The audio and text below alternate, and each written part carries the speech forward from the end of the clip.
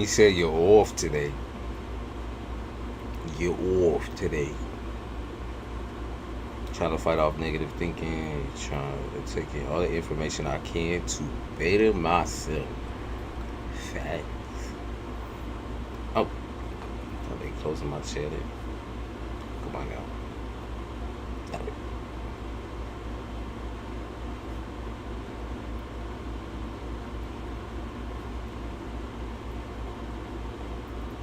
Let's see what's up. Hey, everybody.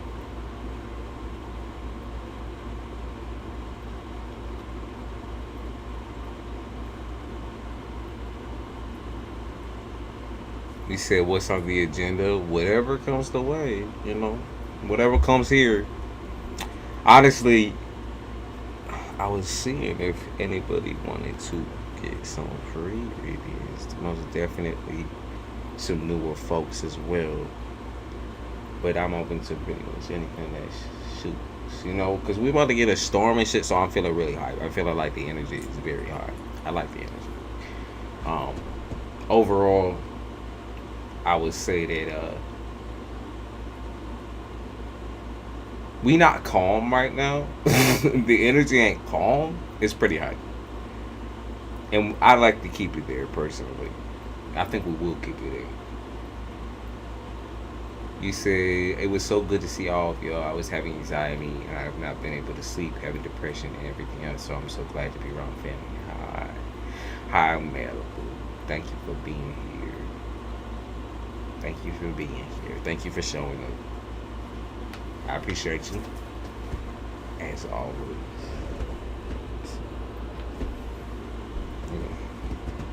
I feel the anxiety. Let me try this. Swap this. People having trouble trusting themselves on certain things. I can feel that. They said, just trust yourself. Just trust yourself.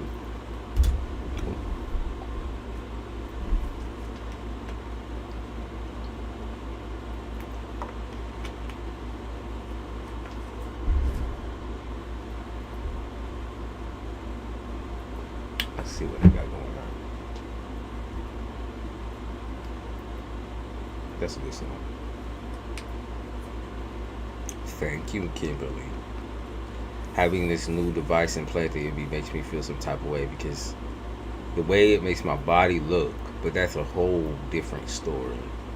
Okay, so it's insecurity. It's feeling like you're not yourself, feeling out of your skin.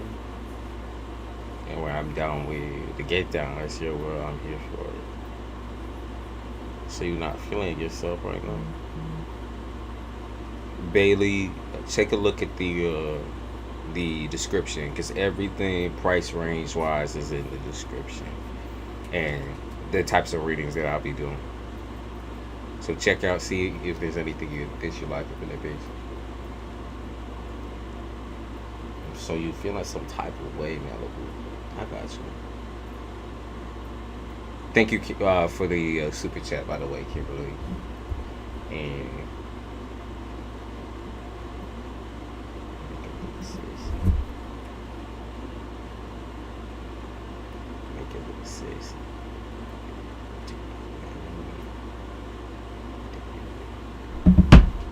okay, so Miss Charita, you wanted some.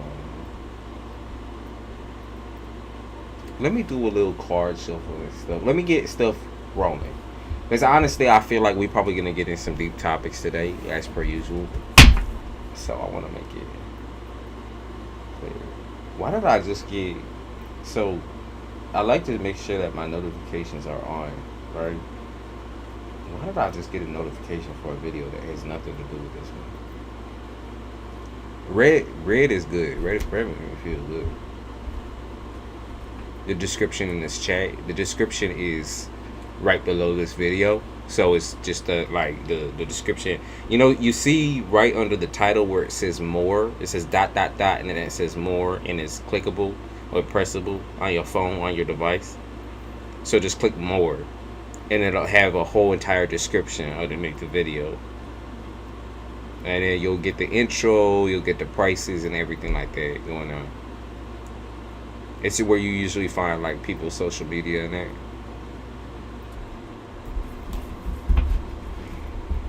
To learn to love this new version of me, I know this is just a little difficult. That's understandable though.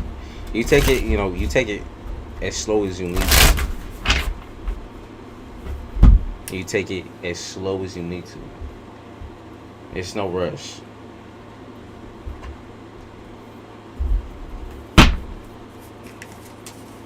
Yeah, Mr. Rita, what did you want? What you looking for? What you looking for?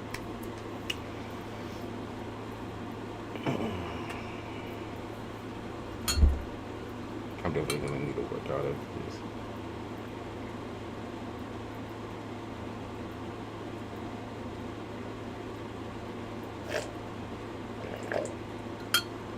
You got it. All the information is there. Everything you need. You typing. All right. I'll be patient. Let me do a little mix up. I think we'll use this one for you just because I haven't gotten acquainted with this one yet.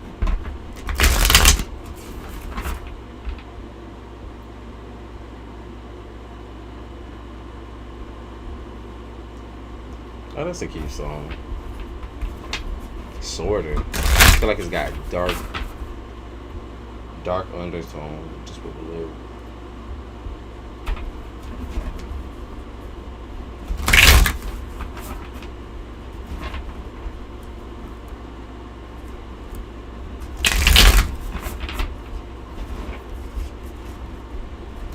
Dirty things behind closed doors. Doing dirty things behind closed doors. That's what I keep picking up on. Doing dirty things behind closed doors. Like, what's that about? What do we talk about here? The Queen of Pentacles in the upright and the King of Swords in the upright. You're on the defense. I mean, Spirit kind of asking, like, they be saying, like, why you acting brand new to a situation that you being kind of feeling out, being kind of known. So they talking about, I mean, obviously the situation with baby daddy, and it's something that you've been really hyper focused on because you just want to get it done, which is understandable. But at the same time, there's a pattern of decisions or a pattern of behaviors here where you keep repeating a certain cycle, maybe not with a person, but with your thoughts. It might be with your thoughts. It might be how you're just feeling about the situation in general. It might be the feelings that you're getting as far as like anxiety and panic and distress.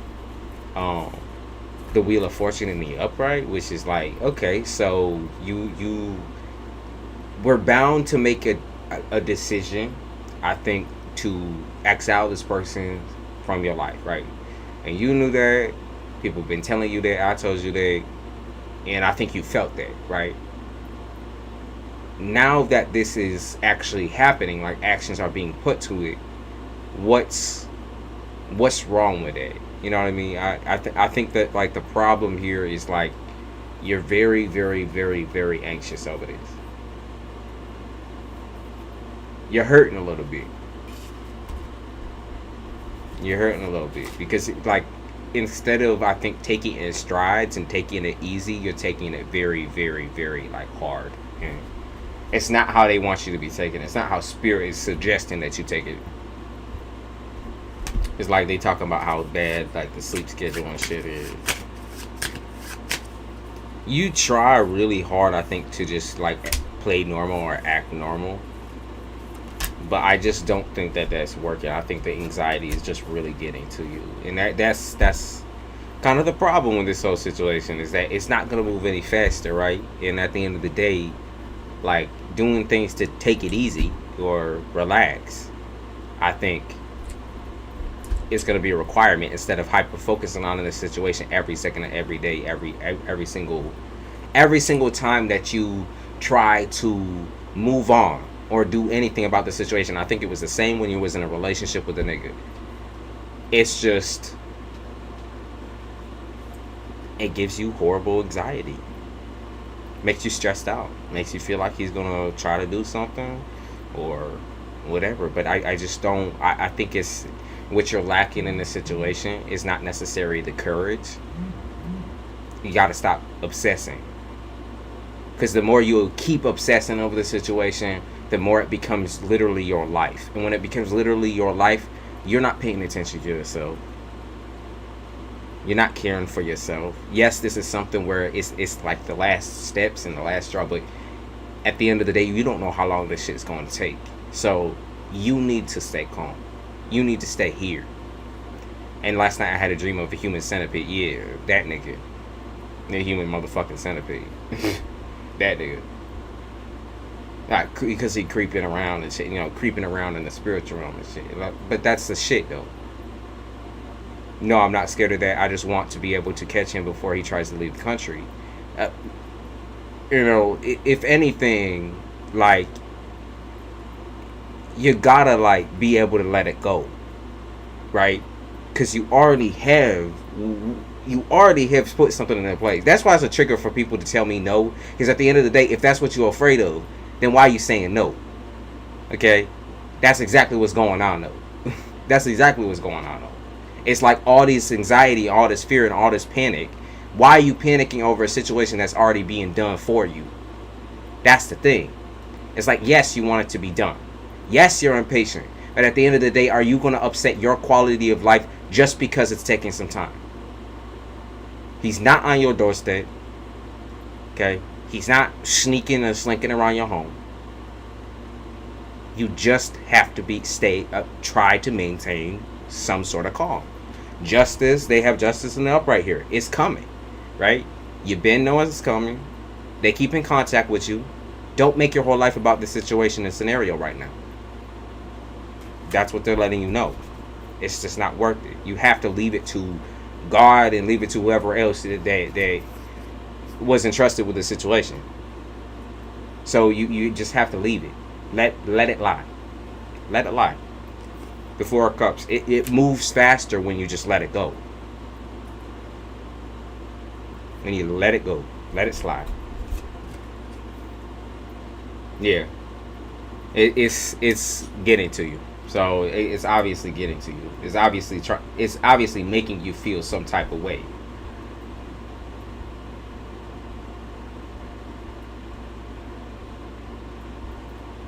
That's what they're talking about. It's already happening, so don't try to control it. Don't try to micromanage it. I know you feel like that's your job. I know you feel really inclined because it has to do with you and your family. But this is the part that the universe and karma and energy kind of has to do for you and you specifically. Okay? You already did everything you can do. And that's it. Alright? It's not going to make it go any faster. I'm letting you know. It's just way too much. It's heavy on your heart. It's heavy on your chest. It's heavy on your body. It's giving you heavy anxiety. It can bleed over into your family life. And, you know, the things that you're doing around your child. Just because of the anxiety in the feeling of not feeling safe necessarily. And that's a real fear. It really is. It's a real fear. And whether safe means not feeling financially secure still, or not feeling like this situation, like you're safe from this person, or like, you know, he keeps popping up in your dreams, in your head every single night, right? It's because you're worried. You're anxious about your fear. As long as you don't view it as irrational, it's there, you know. You can keep telling yourself, oh yeah, no, it is what it is. It's irrational. I don't gotta deal with this nigga no more. He's already this. But you saying that out loud and you convincing yourself of that internally is different. It's just two different stories that are going on simultaneously. One in your head and one is coming out of your mouth. And you're not making yourself believe it any further. I think you just need to hear it from somebody else that it's happening.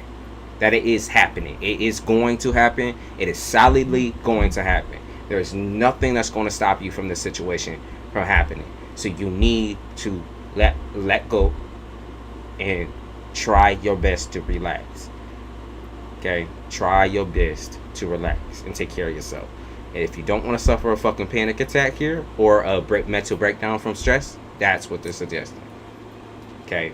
It is that serious though. It really is, because yeah, you got a baby. You got a whole child. You got the Gemini, and she needs you to be top par, and you need to be top par for you too. I'm gonna do a little bay leaf, burn some of that stress away,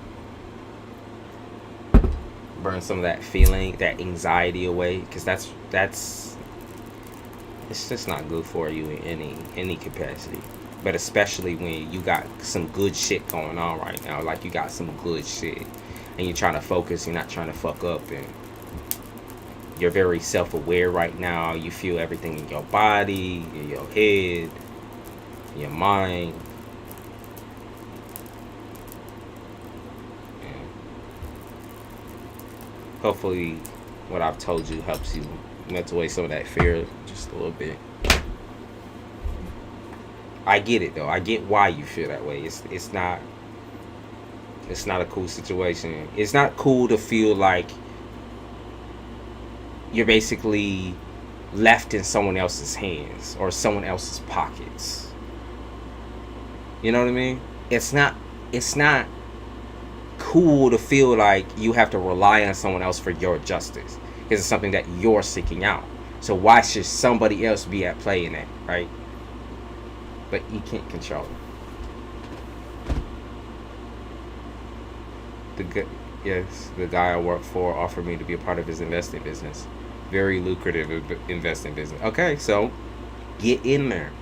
But the trade-off is going to need to be that you let the situation sort itself out. All right? Let it sort itself out. And it will. I promise you, it will. All right. I saw Bay, I think. Yeah, Bailey, you said one question. What you looking for?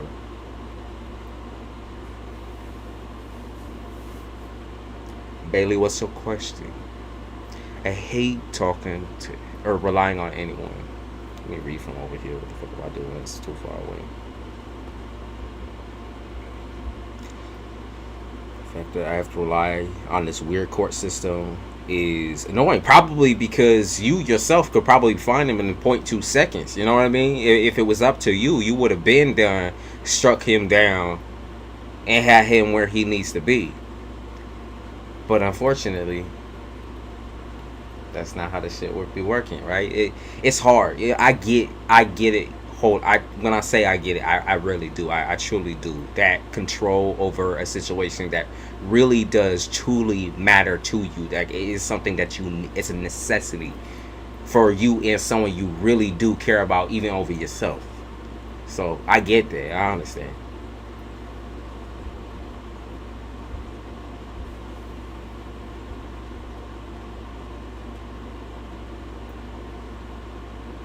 Yeah, you can. You can, Mr. Reader.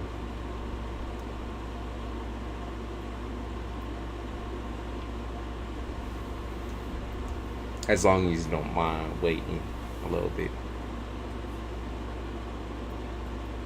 They're talking about Leos right now, big time. Who's a Leo?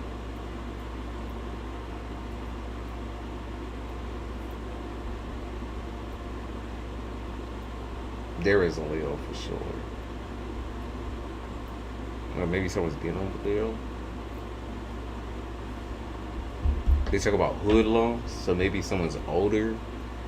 Someone might be older or wiser or something like that, and they talk about hoodlums. They're talking shit about a Leo or something like that. Or hoodlums. Someone's jealous of a Leo or jealous of something a Leo be doing with someone else. Maybe a younger man. Okay. Applying for a job since January. Nobody will hire you. Why? I'm a Leo rising.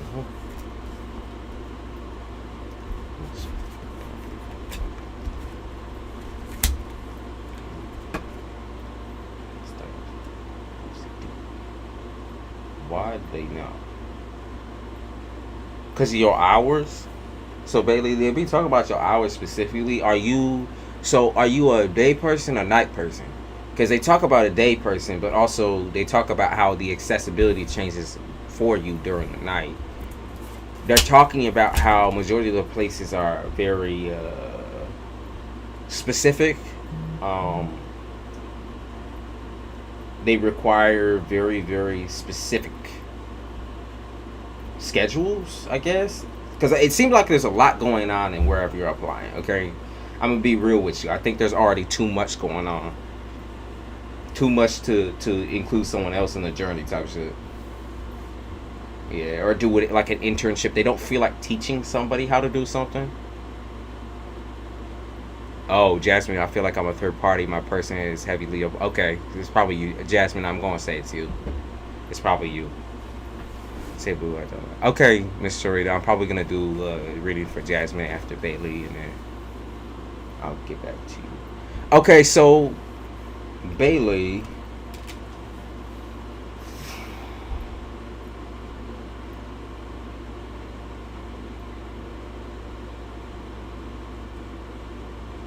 They do talk about they talk about experience for you.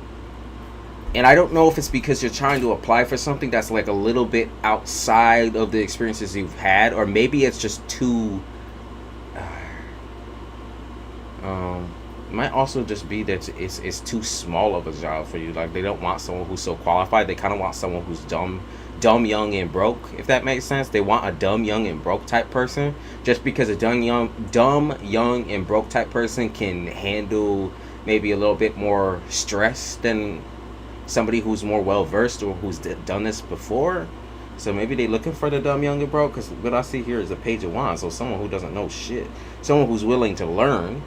Right? Very willing to learn, but someone who really doesn't know shit. They don't know their ass from a hole in the ground when it comes to a specific job.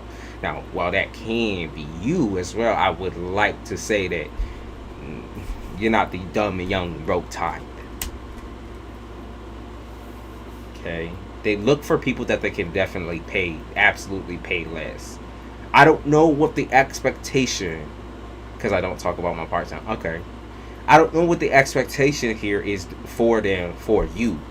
Because what I see is it's a money thing on their end, right? And possibly the fact that experience changes a lot of things.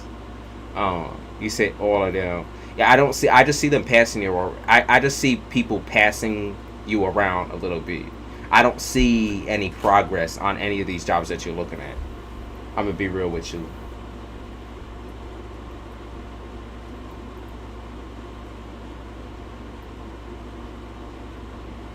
I don't see. Yeah, I don't see any of the current ones that you looked at, except Knight of Wands stuck in the middle. It's stuck in between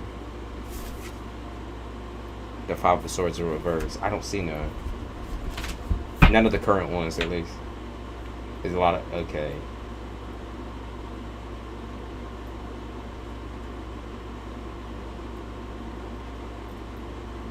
They keep talking about your stress and your blood pressure and your pressure. Just feel how heavy this is on you. I know everyone's feeling heavy, but really, that's what they be talking about. This is really, really fucking heavy. It's like this is a time you need this shit now. Otherwise, like something falls through. The Queen of Swords in the upright. The Nine of Pentacles in reverse. Yeah, you need this shit now because you can't have this shit falling through right this second. Is that possible? Like, have you been wanting to move or transfer or just leave a situation behind? They keep talking about that too.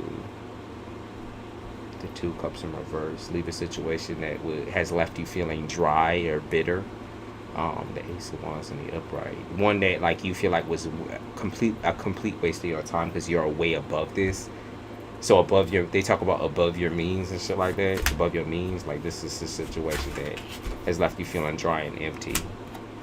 On E, so they talk about being very tired as well. The Six of Cups in the upright, Five of Cups in the upright, and the Chariot. I do see something. Okay, so if you're curious, I do see something coming through for you. I'm gonna be real. I don't think it's necessarily what you're expecting. Here, let me see. It's hurting me for real. I didn't feel like I'm good enough. I'm gonna be real with you. I don't think this is something you're expecting. Okay? I feel like just don't give up on. No, you haven't heard the good shit yet. Hold on a minute. Don't give up yet. Don't give up yet. I know self-destructing sounds like a good plan, and it sounds like a good idea on paper, right? Just giving up sounds like a good idea on paper, right? But here's the thing, right? In a situation where you've never felt like you've been able to express yourself and be, I don't know, be accepted, loved. I just keep seeing this idea that it's never a win for you, and you don't believe that you could ever achieve something. And for me, that tells me that you're a very, very high level perfectionist. Your state of mind and your depression is very dependent on what people can tell you, on what you tell yourself, right? On what you tell yourself. Okay? And so when you keep saying like you can't do something or you can't do it no more, I feel like that really does affect like how your attitude is during, whether it's an interview or it's relationship wise. And I just honestly feel like you, like I say, you're on empty, like you're left dry. But it's certain things that you keep telling yourself definitely affect the way that you present yourself. And I understand that exhaustion it's right now on 1,000%. You can't change the fact that you're exhausted or tired.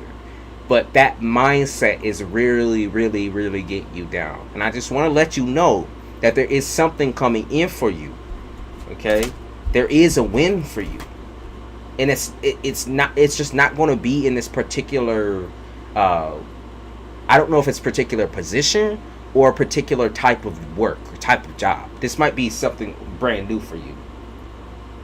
I'm going to say it's brand new for you just because I think it's something that you kind of need. You need a change within your workspace, because this has always been very, very depressing to you. Very, like, you get obsessed with it, and I feel like you start going like OCD with some shit.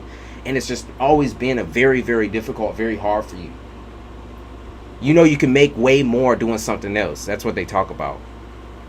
That's what they talk about. That's what they talk about. They said it's going to be something completely different. It's not going to be something that you're used to. Not at all. Okay? Like, you need to go straight for the jugular for this shit. I know right now it feels like everything's falling through for you. But, like, when you go up into those interview rooms, when you're dealing with these people, the expectation is not perfection. It is not perfection. It's not easy access. Okay? Your attitude right now, because you're so exhausted, because you're so tired and stressed out, I think it bleeds over. It absolutely bleeds over into what people see, into what people hear. They don't get the passion that I think you normally would have when you're doing something that you really do enjoy. And because, like I said, it's been affecting you, it's like you're not yourself, if that makes sense to you. You're not yourself. Absolutely not. Star of the upright. So they talk about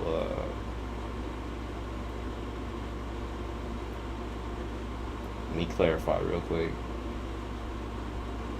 Yeah, what?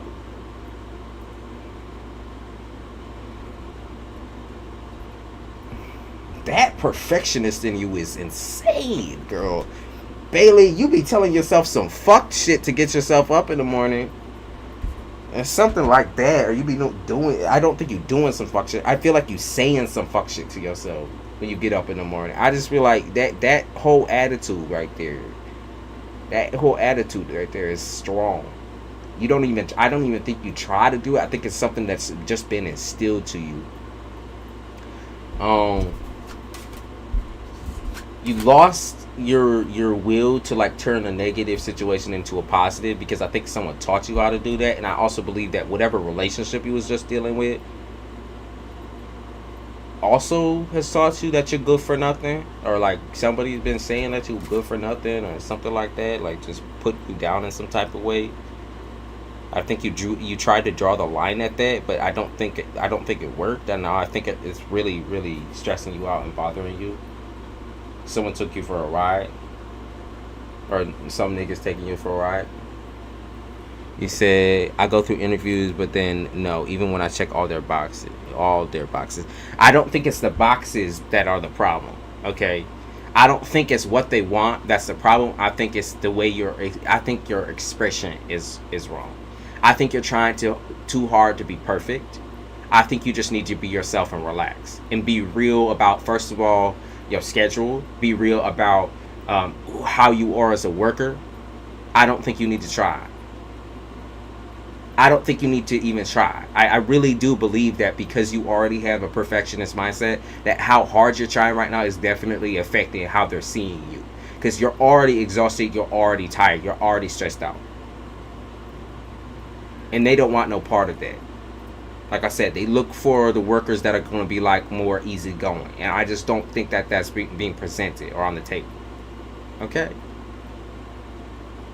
Like, you need to stop tearing yourself up, because you're very, very good at what you do, and you're very hard working. The first thing that they laid out on the motherfucking table is that you're an incredibly skilled and hard worker. That's the first thing that they laid out on the table. So you need to stop tearing yourself up about that shit. It's not that you're not good enough. Okay? It's not that.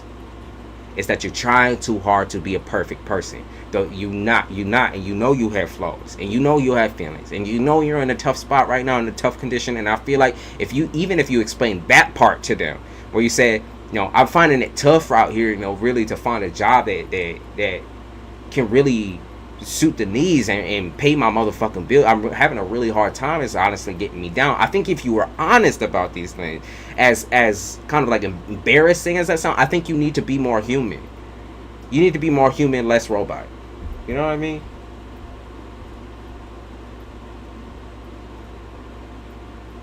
Do you? Oh shit. Okay, yeah, it reconnected. I don't know what the fuck YouTube is doing. As I said, you hold on to a lot of that nasty shit that person told you.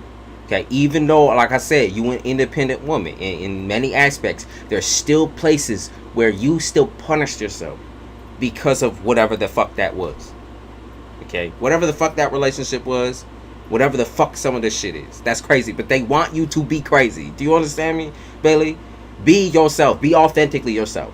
Stop trying so hard to fit the needs and all the positives and the negatives and the this and the that and the pros and cons. Just be authentically you. And that is what's going to be getting you in here. It's just you. You already beautiful. They say you already pretty. You're already attractive. Like that's not the problem for them. It's not the looks that's the problem. Okay? It's the attitude. It's the way you're going in. It's the way you're going in. It really is. Truly. And they also talk about some of these jobs, how it's just not meant to be, maybe. It's just not meant to be. You know what you're capable of in like random application, like some of these more random applications where you don't necessarily do the digging on them. I don't think you should trust them. Yeah, they be talk about, girl, why is it that every single time that you get in front of someone and try to, you almost like, it's almost like checkers to you, right? Like you try to play a more professional person. You're hardworking, absolutely, in 1,000%. And I'm saying a certain type of professionalism, that is a requirement. But to be in whatever you're working in, like I said, what they're looking for in this particular situation, and especially in the next job that you it looks like they're going to be giving you, is going to be honesty. The thrill of honesty, okay? The thrill of just being like, fuck, like, I overslept, or fuck, like, I'm not perfect. Like, there's certain things where it's like, I'm definitely, now, I don't know what the fuck I'm doing. I'm gonna be real. But I can learn. You gotta understand, I'm a learner. I learn by watching somebody else, or I learn by actually throwing myself into the crux of power, in certain things. I'll learn just by being there, you know what I mean? So I would just, be less professional, more yourself. Like I said, you're already beautiful, and people already be caught up, you be catching shit in their throat when they see you. So that's not the problem. You're gorgeous. You're absolutely beautiful. You're exactly what they're looking for. Now this and this, you need to stop overthinking. Stop thinking and just talk. Just say. Be real with them. Say, damn, I'm tired. I am tired of trying to look for a goddamn job right now. I am tired. And I am ready to motherfucking work. I am ready to get my bag on. I am ready.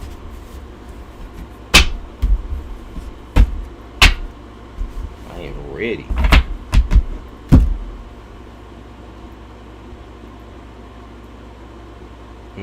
I deal with that same.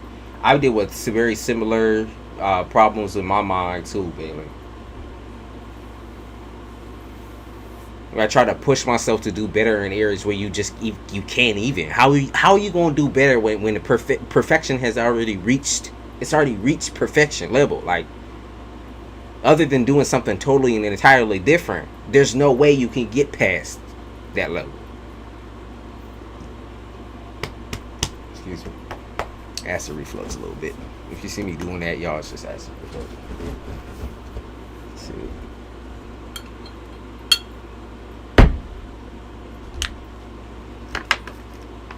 But yeah, there is a job coming for you, absolutely.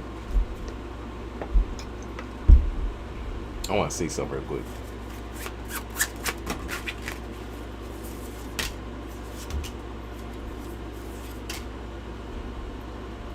And he's talking about the next 2 weeks. It might be okay. So either it's going to be this. It's going to be the next 2 weeks that you're going to apply to a place that accepts you, or it's going to be the next 2 weeks that you're going to be accepted into a place. Okay. So the two little bit different because of how it's read. I'm going to say either within the next 2 weeks you're going to be accepted into a place, or the next 2 weeks you're going to apply to a place that's going to accept you within the given time. Okay. That's what's up.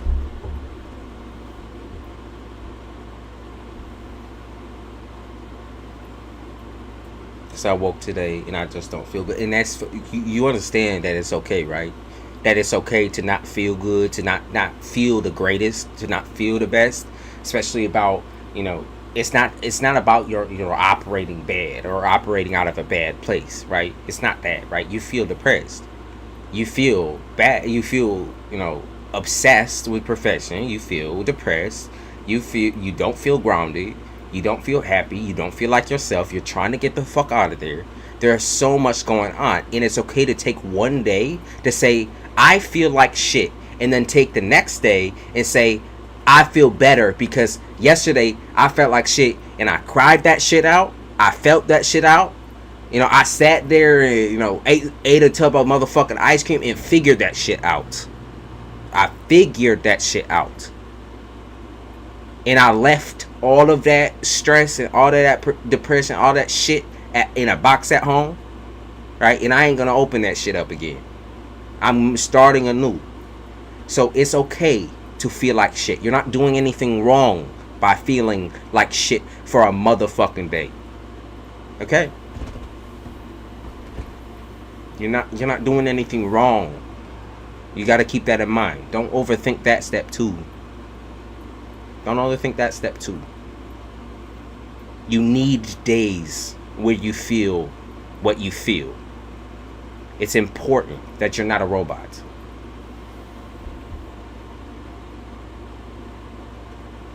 Bailey, stubborn. You are stubborn. Yeah, overthinker. What's your sign? Bailey, what's your sign? Tell me what your sign is right now. What is your sign? I gotta know.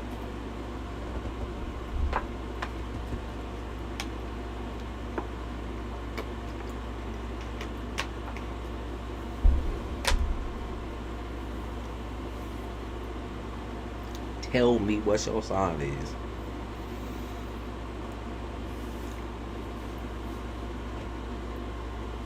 Let me see. Then I wanted to check in on.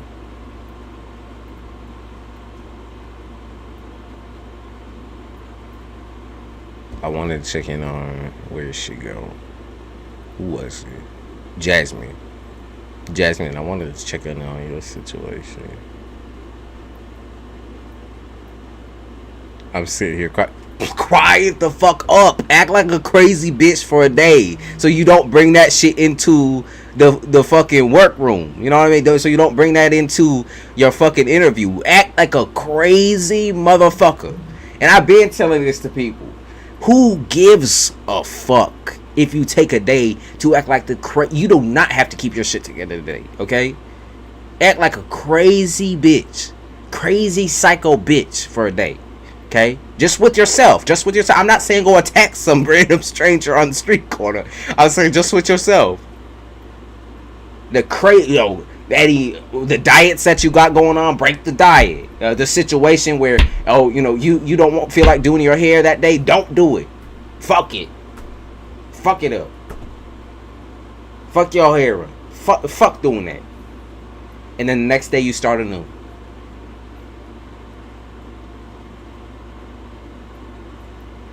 Act like a crazy bitch. For real. A Gemini Taurus says, okay. Alright. I see you. I see you. Gemini. Of course. See, I have Gemini ascendant, so I understand. I understand. All right, Jasmine. Tell me can you copy paste your situation again? Because I think I read your post. So you said that there is a third party situation that you're confused about. Are you with the person right now? The third party with the Leo. Because like I said, I picked that up, so I just wanted to give you a couple cards. Because I think you need it. Okay, you feel like you're in a third party with your boy. Okay, I got you. I'm going to look, right? And I do think you are, by the way. I do think you are. I don't think you're crazy. I don't know if someone's trying to make you feel crazy, but there's someone. Okay, so they talk about complexion. They talk about complexion with the person that he's with. I don't know if the woman is darker or lighter than you, but they talk about like deep complexion. So whatever it is, it's something that's odd. And probably there's nothing wrong. Listen, I'm not saying it in a way y'all already know. Please, I don't even gotta fucking explain myself. I love black women, so it is what it is. But so I'm saying that there's complexion differences between you and this woman. Y'all look completely different. Y'all act completely different. They do talk about another woman. Sometimes I feel like that they're just going crazy on folks, and so do I, right? And so do I. But you know what I do? Is instead of doing it for real, I have a crazy imagination, and in that imagination, I may or may not be choking somebody out. I may or may not be attacking someone on the street. In my imagination. In my imagination, let me clarify. I may or may not be. You know what I mean? And that's why you gotta take that shit out.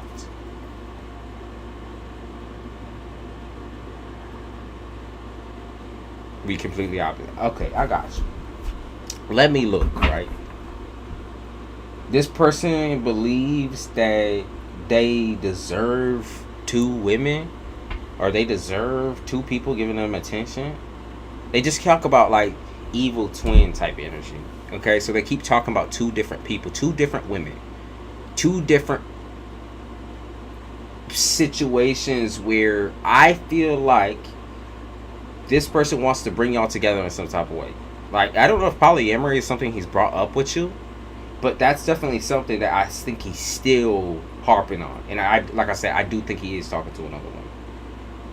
They talk about family dedication and that how okay, he might be using the excuse of like, okay, my family be calling me, like, okay, it is what it is. Like, you acting crazy, you acting insane, you acting this way, you acting that way, trying to make you out to be the crazy bitch, right? But at the end of the day, it's like, this nigga's so stupid, I feel like he would give himself away. I feel like he talks too much. And on the account of him talking too much, he give himself away every 5 seconds. Like, nigga, how the fuck are you gonna open your big fat flappy mouth? You said he too jealous, so he gonna keep the bitch. So if not, he gonna keep the bitch on the side, then.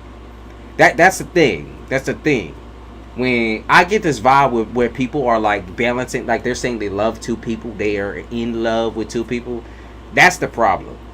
Is like, okay, so he'll keep the other bitch away from you, even if you're saying, hey, you know, I don't mind, I'll take a bitch into the relationship, I'll take another person in a relationship, whatever, I'll take that. And even when you say you're okay with it, the person is still not okay. They still say, oh, no, like, I don't know if I could watch you be with somebody else, but this nigga be sleeping with.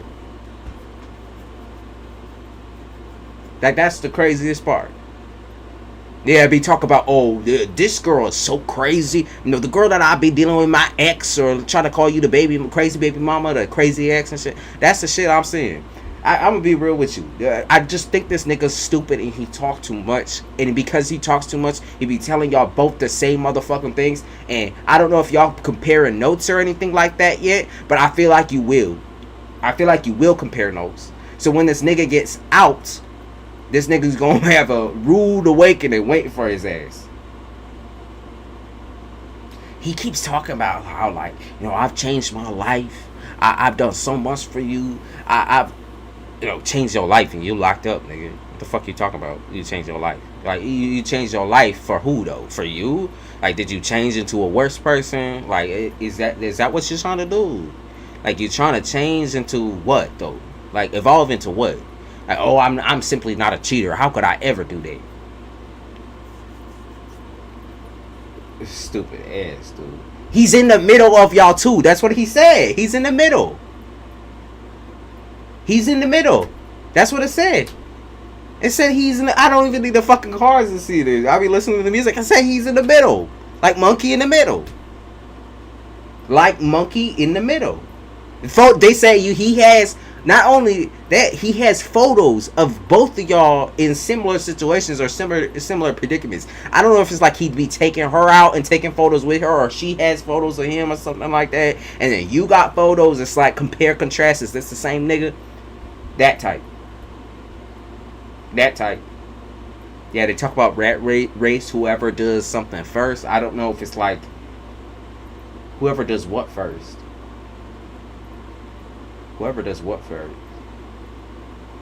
Whoever finds out first is going to be the one that's cut off, or whoever like tries to I don't know what it is. Whoever tries to confront him is the one that's going to be cut off. That's what I think. Because it's be talking about like removal from my life. I'm going to remove the person. I think he's going to try to remove the person from his life that figures it out or tries to confront him on it. Because you already figured it out. You already been feeling that shit. Obviously, the distance and the coldness tells you something. And the shady, the weird way he acts towards you and this other chick. I think this other chick, too, is not somebody who usually plays around and fucks around with dudes who are typically like this.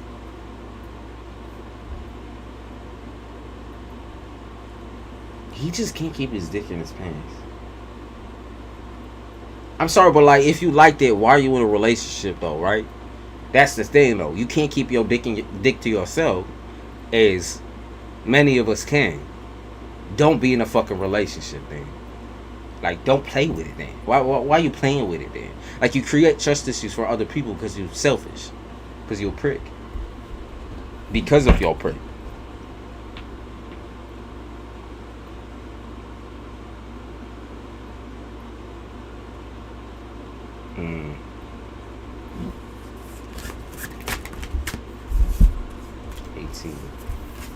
Okay, so he's got a separate phone is what they be talking about.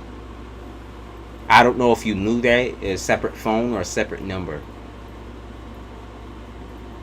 Separate phone or separate number. I just don't understand why you lie about it. What's the point? Now, I'm going to ask the cards this question, but I'm going to take a real quick guess, right? The reason why is because you want your cake and eat it too. You want a woman who lives in both worlds, okay? He wants a woman who lives in the world of prim, proper, and sweet, and he wants the woman that is also ghetto. He wants an unbalanced relationship, basically. He wants to play the middleman or the middle monkey. He wants to be special to two different types of women, two different types of people. He wants to be special in some type of way. He makes himself feel like he's on some sort of a pedestal. You know what I mean? Like he's king in a way, right? He gets to dictate who fucks this and who fucks that, who does this and who does that. You know what I mean? That's the shit. It's like he already be acting crazy. You already be acting too paranoid and too stupid.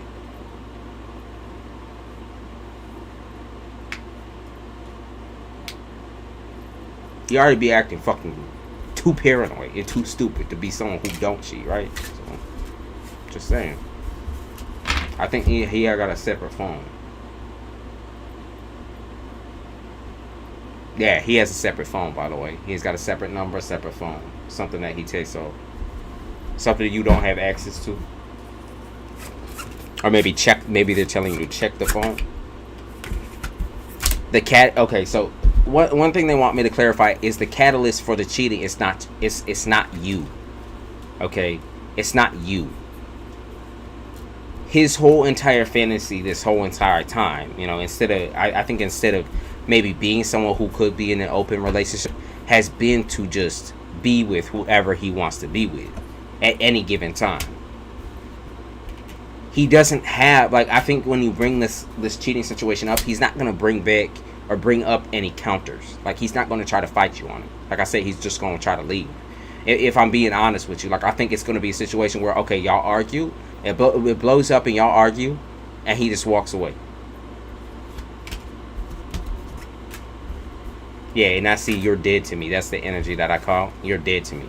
It's like, why do I keep dealing with these types of men? Or why do I keep dealing with this dude? Like, it's so crazy. Like, why do I put myself in these predicaments? And the truth is that while you do put yourself there, right? While you do put yourself there, you know, and you do put yourself in the environment, I guess, in the type of man. But what you don't allow is any disrespect. And so when somebody's openly disrespecting you, especially when it comes to, like, I would say the paranoid actions that this man has put forward is too much. The paranoia that these men keep putting forward for you is too much. And it's because they are cheaters. Like I said, they don't want you to move on with somebody else or fuck somebody else or be an open connection, open relationship. They want to be open. They want to fuck a woman who has, you know, is fully committed to them. It gets them off in some type of way. It makes them feel wanted and desired and special. The mommy issues is something that you just keep running into, and I don't think that you know why yet, right? And now, I think a lot of readers would say karma would be the answer, but I'm gonna say something else, right? I'm gonna tell you something else. What I think it is, okay? Jasmine, I think you have trouble with mind over matter, okay? You try so hard to avoid the type of man that you're dealing with right now, that you're so focused on that one type of shitty man that you do not like, that the moment that anyone comes your direction or way, that is what you're looking for, and so that is what you'll find. Okay? And because that is what you find and what you're comfortable with, you accept them at face value. Right? You don't have to dig deeper on this type of man, because you already know what type of man he is. And I know you like to give fair shots and fair trials, but you already know if you can even compare him to your ex, if your ex even pops in your motherfucking mind space where you're dealing with these men, you shouldn't be dealing with them if they remind you at all of the past. At all. You need to leave the past where it's at. And in order to do that, you need to stop harping on this idea that, you know, the negative. Like, oh, you know, he's going to be a hoe. He's going to mistreat me. No, he's going to talk to me this way and that way. I don't want him to do this. I don't want him to do that. What about the things you want a man to do for you? Like, that's the one thing that I would say you kind of miss out on. It's like, what about the things? Have you written a list or done any of that? Where it's like, what about the specific things that you want a man to do for you and not do to you? You know what I mean? It's like, You got to make that clear. And I think when you're approaching different relationships, while it is important to talk about your past and how shitty some of these relationships have had, I really think it's also important to state exactly what you want out of love. Because just simply saying, I just want a man to love me, or I just want a man who treats me right, that's not specific enough. I just don't think that's specific enough. I don't think that's specific enough for the dude, and I definitely don't think that's specific enough for you. Because at the end of the day, your realness, a lot of the time, Jasmine, your realness only comes out when the relationship is faulty. When it becomes faulty in your mind, right? It should be faulty from the beginning, but instead of trusting your instinct and trusting the intuition, you continue on ahead anyways. You allow them to get into your personal space. You allow them to get you vulnerable and see you some type of way. But because that it's just like you keep focusing on bad man. Like I'm trying to find a bad man, okay? I'm trying to find a bad man. That idea is destructive because you're trying to look for something that you hate because it makes you comfortable, not because you love it, okay? It's because you're obsessed with the idea. You're obsessed with the idea of the same type of man. And it's not, like I said, it's not because you love him. And it's not because you love it. You do not love being treated like shit. There is a part of you that absolutely hates it. But then there's the part of you that's comfortable with it and believes that you deserve it. Because if this is all that's coming towards you, then this is all you're getting, this is all the action you're getting, that's it. That's what you're going to accept. And you got to learn to not roll over accept it. And you got to learn exactly what you are looking for. Okay, exactly. Because it's not going to pop up unless you know that's what you want. Unless you know you want love wholly and entirely and specify. You got to have them specifications. Because simply saying, I want love is not enough. Because someone can love you and treat you like a dog. Someone can say they love you especially and treat you like a dog. People's views of love is skewed. It's fucked up. It's fucked up. It's not going to be the same as yours. Even when you get with somebody who, like your dream man, right? It's not going to be the same as yours. What it looks like to them is not going to be the same. But that's why we compromise. That's why we don't stay the same person when we're in a relationship. We compromise for the right people, not for the wrong people, right? We compromise. We stop doing certain things that the learned behaviors from past relationships for the people that actually deserve it. Okay? We work on ourselves for people that actually deserve it. When you have put in all that work, Jasmine, to see what you have been seeing and see what you or feel what you have been feeling, you need to also carry that over to your next relationship for sure. Or you need to carry over the fact that you are someone who is deserving, absolutely and entirely, of a long, fucking beautiful romance and relationship. A dedicated romance and relationship. A man who has the capability of not only being strong, but also vulnerable. Who can comfort you in times of need. Who can allow you to make choices for yourself and allow you to make choices on behalf of both of you in times where trust is needed and necessary. I'm gonna work on it. I would literally write some of this. I would just literally write down what you want in a man. Literally the specifics. I mean, maybe I get the whole physical aspect in that and how it looks good. It looks good on paper. But I want you to write down the specifics of the type that you need in your life as you personally as a human. Because I can name off all of these things and you could be like, yup. But there's very specific qualifications. And I'm gonna be real. What I just picked up on was specifically a man who has it's not necessarily sympathy, but has a soft place for women who have been through certain types of trauma. I'm gonna say it's the SA types of trauma. The SA or being sexualized. The being overly sexualized is also traumatic. So I would say a man who is sensitive to that. Okay? Way more sensitive than some of these other people have been. Someone who waits for you. would be important for you. Yeah, Bailey. Yeah. Miss Charita, are you still here? Are you still here? Yeah, Tay Books. Write it down. I'm telling y'all. Write it the fuck down. Specify that shit. Make sure it's on paper somewhere. And look at that shit. You know, whenever you do find that man, look at how fucking perfect that shit ended up being. Like, this is exactly what I asked for. Even though you might reject it, some of us might reject it at first because it's not how you expected it to be, right? Not just exactly how you expected it to be, but it's not. If anything, it's like something. There's something wrong with our brains where we say that like we want something, and when we say we want something, we know we actually need something. You know what I mean? It's not that you want a man who is loyal, who is honest, who is hardworking, who is loving, who can be intimate, who can be kind to you, who can wait on you and wait on the sex and be very, like, I guess, forgiving towards situations when sometimes you get a little angry, you get a little upset. Someone who can walk you through.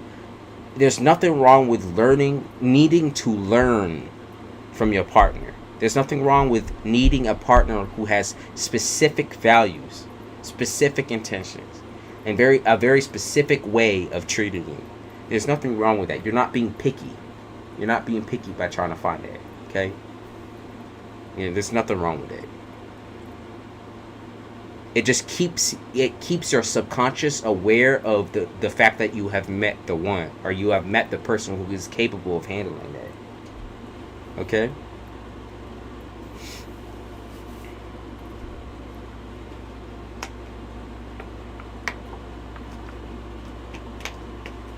If you need a whole thick notebook, get that shit out. But what I don't want in that notebook and what I don't want on that paper is anything to do with the exes. Someone who doesn't treat me like my ex did. Someone who doesn't. Do not focus on what your ex did or did not do. Don't focus on it. Thank you, Jasmine, for the super chat. Don't focus on what your ex did or did not do.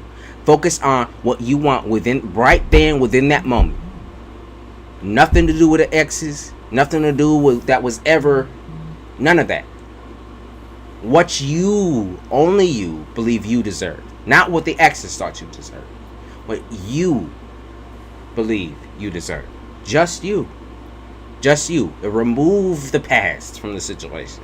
Because that's not going to give you anything good. The moment you start thinking about fucking Roger or whatever, whatever the nigga's name is, right? Darius. The moment you start thinking about that person, that's going to be the downfall.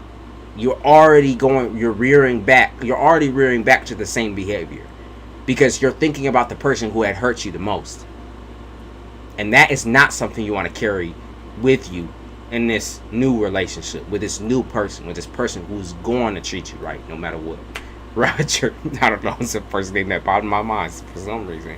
Roger, like Roger Rabbit. The first motherfucking thing that popped in my mind. I didn't even mean to say Roger. I'll be real.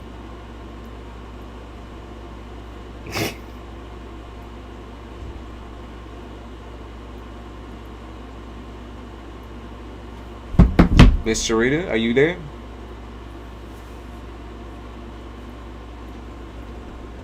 Go home, Roger.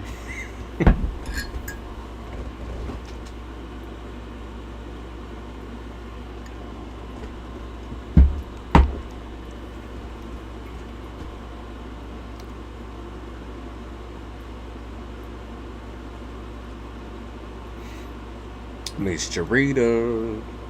I don't know. Did she say she was going to hop off?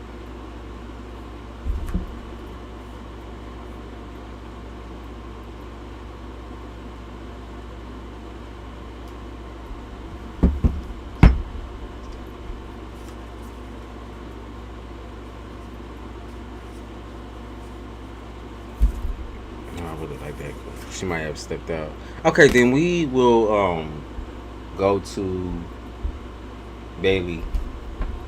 Look at this. I like this card a lot, by the way. This this black and gray deck is pretty cool. The card stock is pretty cool. I'll mention if you could, that would be great if you could. I'll do Bailey's reading and then I'll do Miss Tarita. I'm sure she'll be back in a couple of minutes. I think she just said she was getting ready or something like that for work. So I'm sure she'll be back in a second.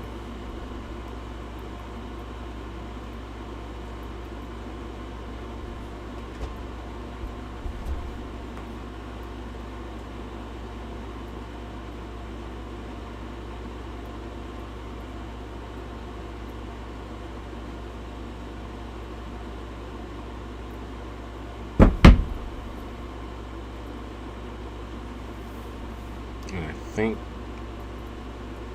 yeah, Bailey, you stood here. Say your question.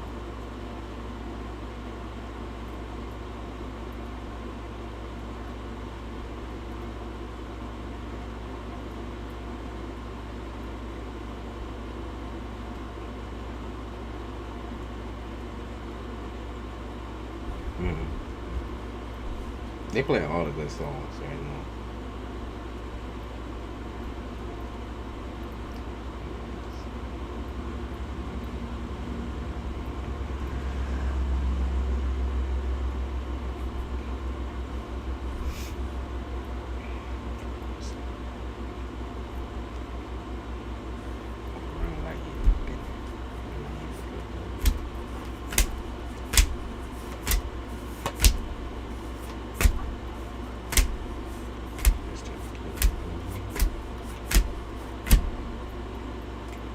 So I'm seeing a Libra and I think she lying. Okay. Let's see what she lying about. About a lot. She always see. Oh, and then Mr. Rita pop in. Mr. Rita, give me a couple of minutes. I'm gonna tell Bailey what the person lying about. I don't know. This one is different for me. Okay, let's see. Let's check it out.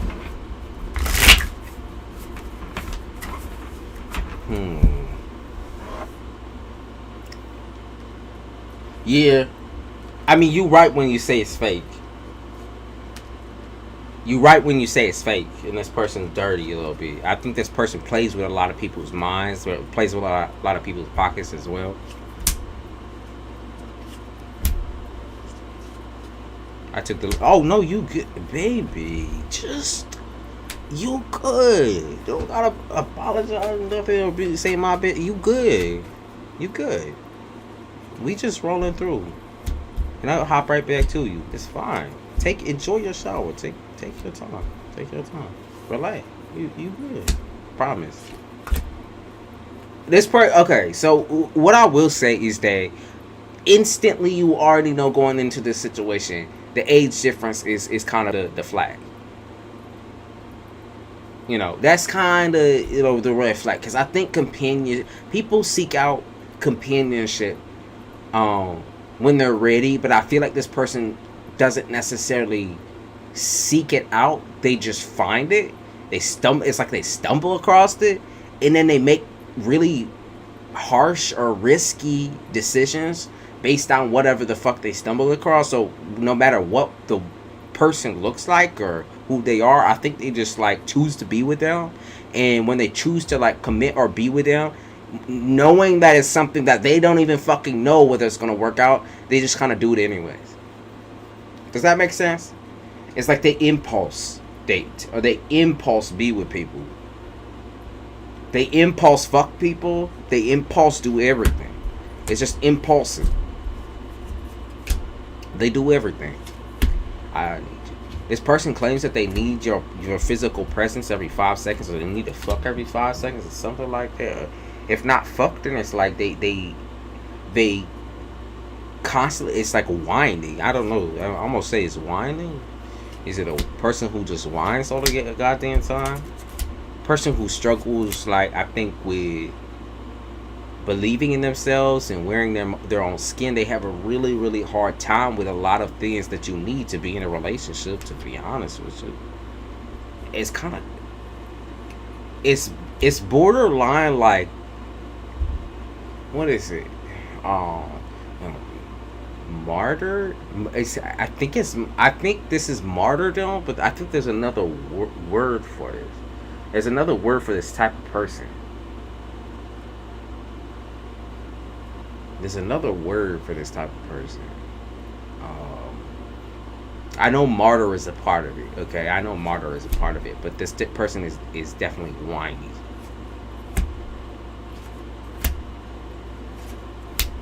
She feel like anytime I ask her anything, as long as she don't respond, it's the truth. No, man, admitting is lying. That's true. It is. You're right. You're right. This person's okay. So they talk about this person going through a lot of grief, like they've been through a lot. But so here's the thing, though. While they might have been through a lot and they can play the victim with everybody else, they cannot play the victim with you. Because at the end of the day, while you have been through it, you don't make that, you don't use that against people. You don't use that as your armor. You don't use that. You don't play that card. You know what I mean? Yeah, that's insanity. I mean, I'm gonna be real with you. Oh, I'm not sleeping with her, but she always acts clean. That's a thing, though. That's the process. Is I think this person just constantly wants you in a physical way.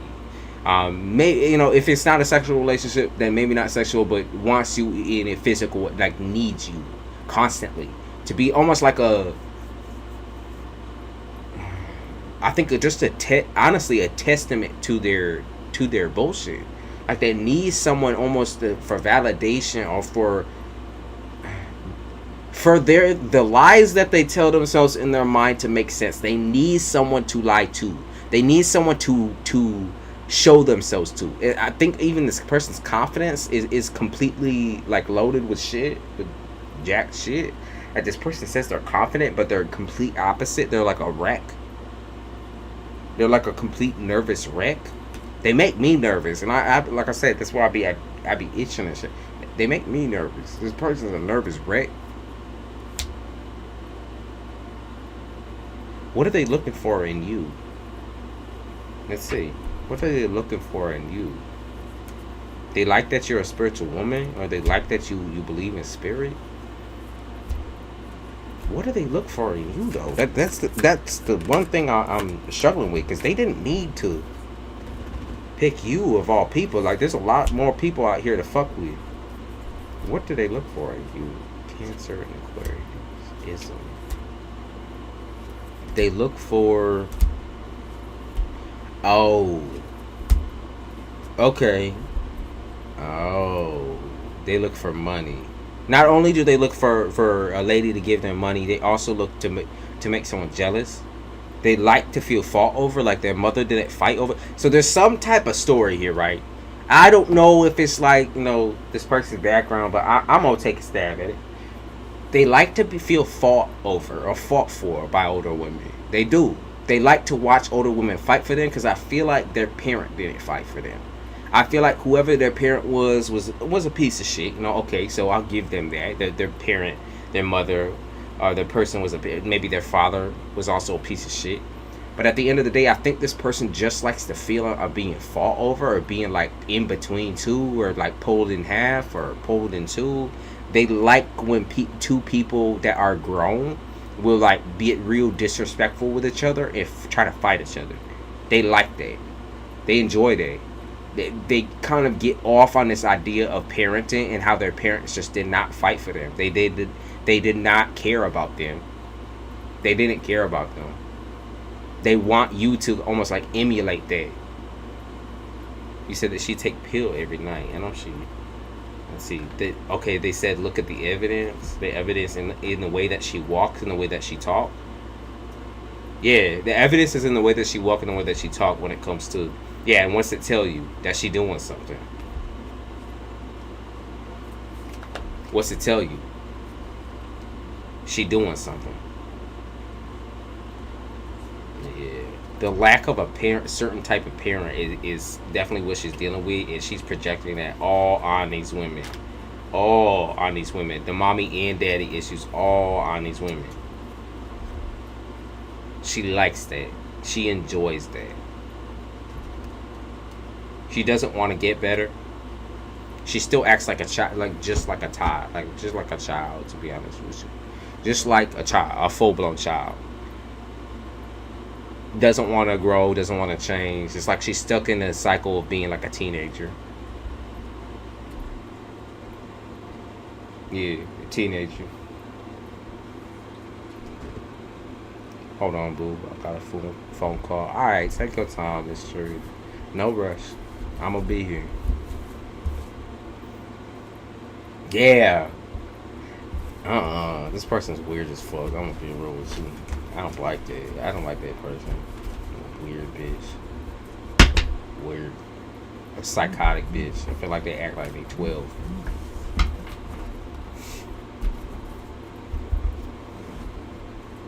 You said Culture Paris did smell bad, but I think you should go to get the experience. You know, either way, I think I would. Just because I heard like the wilderness is a little bit more beautiful, like the hiking is a little bit more beautiful. And I'm sure the experience, like the old city, like the old cities, the old buildings, the old everything is kind of interesting either way. Like, it might stink, but like, come on now. Can't stink more than New York. Can't stink more than New York, to be honest with you. It really can. It has to be beautiful in some aspects, otherwise people won't fucking talk about it. Maybe it's not in aspects where you're really like, it's cold. I fuck with the cold. You know, New Yorkers. You know, it's cold right now. As we're speaking right now, let me tell you the temperature. It's a little chilly. Right now, the temperature is 65 and it's cloudy and it's raining.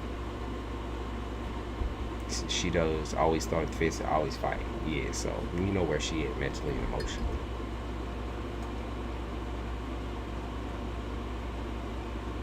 Literally, it can't be worse than New York City streets. It really can't.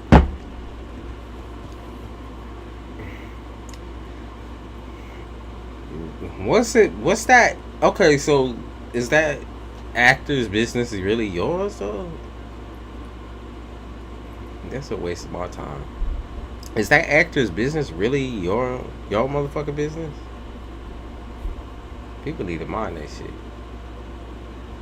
You said I felt this and did not want to pull cards on her and didn't want to ask, but I knew it.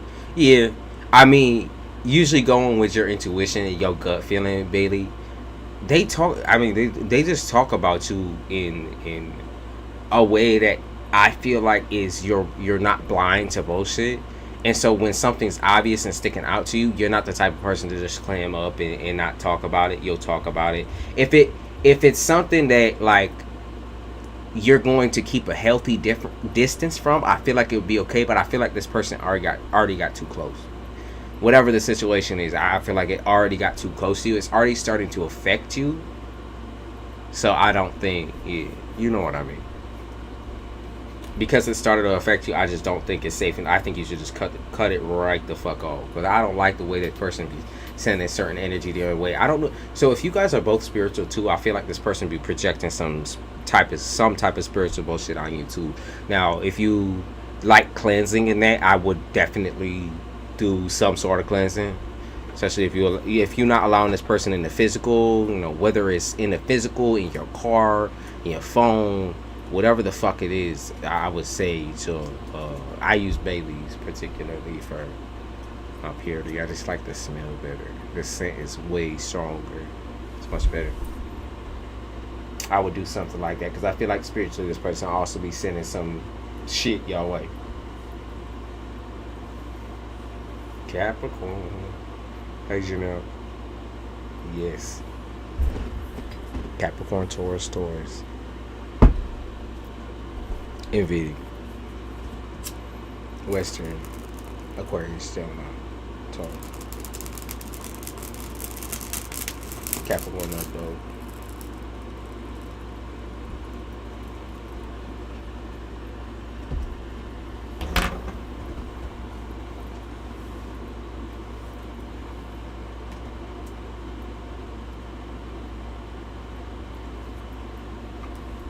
Miss Sharita, let me know when you bake. Let me know when you pop.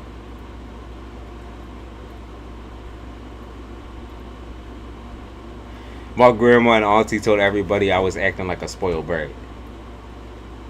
Listen, I know how old ladies are. Okay. I know how old people are in general.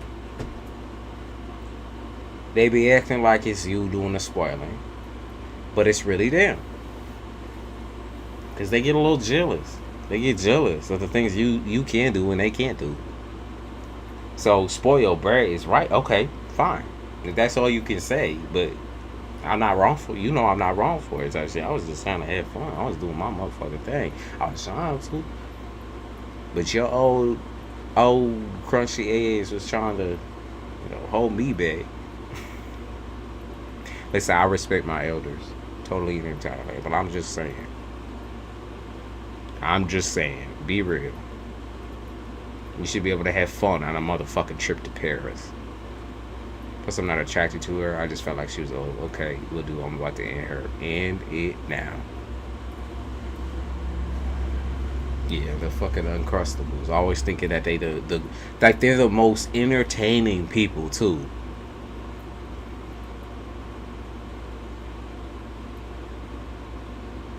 The most entertaining people too. They think they are so entertaining.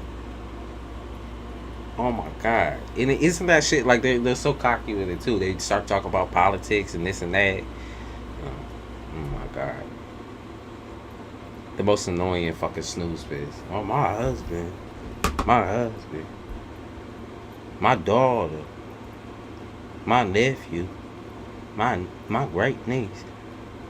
Oh, please. Can we stop talking about family right now? We're on a fucking vacation.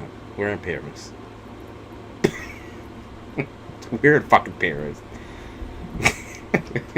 So don't get mad at that comment, spoiled brat, because that's damn right. You was trying to be spoiled. That's damn right. And they spoiled the damn fun.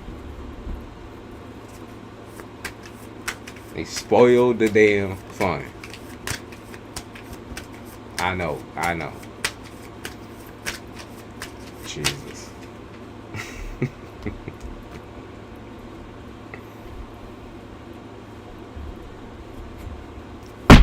You said you ready. Okay.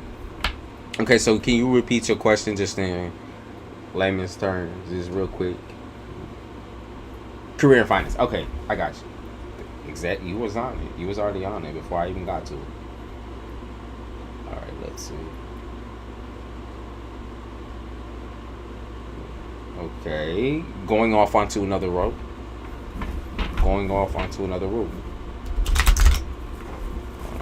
That was not great shuffle. Let's see. Going on to another road. Damn, this car stuff is crazy.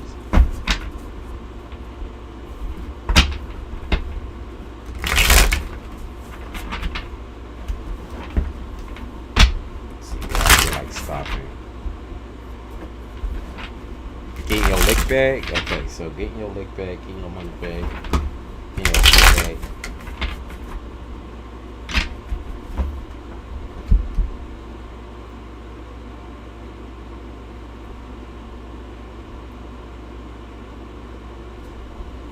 Okay, so this person's trusting, okay? Your boss is trusting you with an aspect of, I want to trust you with this. Though I don't fully trust you yet with certain responsibilities, I want to trust you with this big thing. And if you fall through on the shit, I ain't never gonna trust you again. That's basically what your boss be saying, or what your boss be putting out as far as energy goes. You just know that if you fuck this up, it's game over. Just know. That's what it is. That's a lot of pressure, right? But I don't think it's too much pressure for you. Don't get me wrong. I don't think this is too much pressure for Virgo. Hell the fuck no. Hell no. The hangman in reverse. It's sort of... Okay, so, I mean, in a way, you're like, let's get a move on. Okay, that's what I see you saying and you dealing with. You're kind of impatient because you're like, okay, if you want me to go through with this, like, let's get a move on so I can get my money. Because I'm not waiting all motherfucking day here. And I'm not trying to go back to this job, this situation, that situation. So let's get a fucking... Can we do something? Can we do something?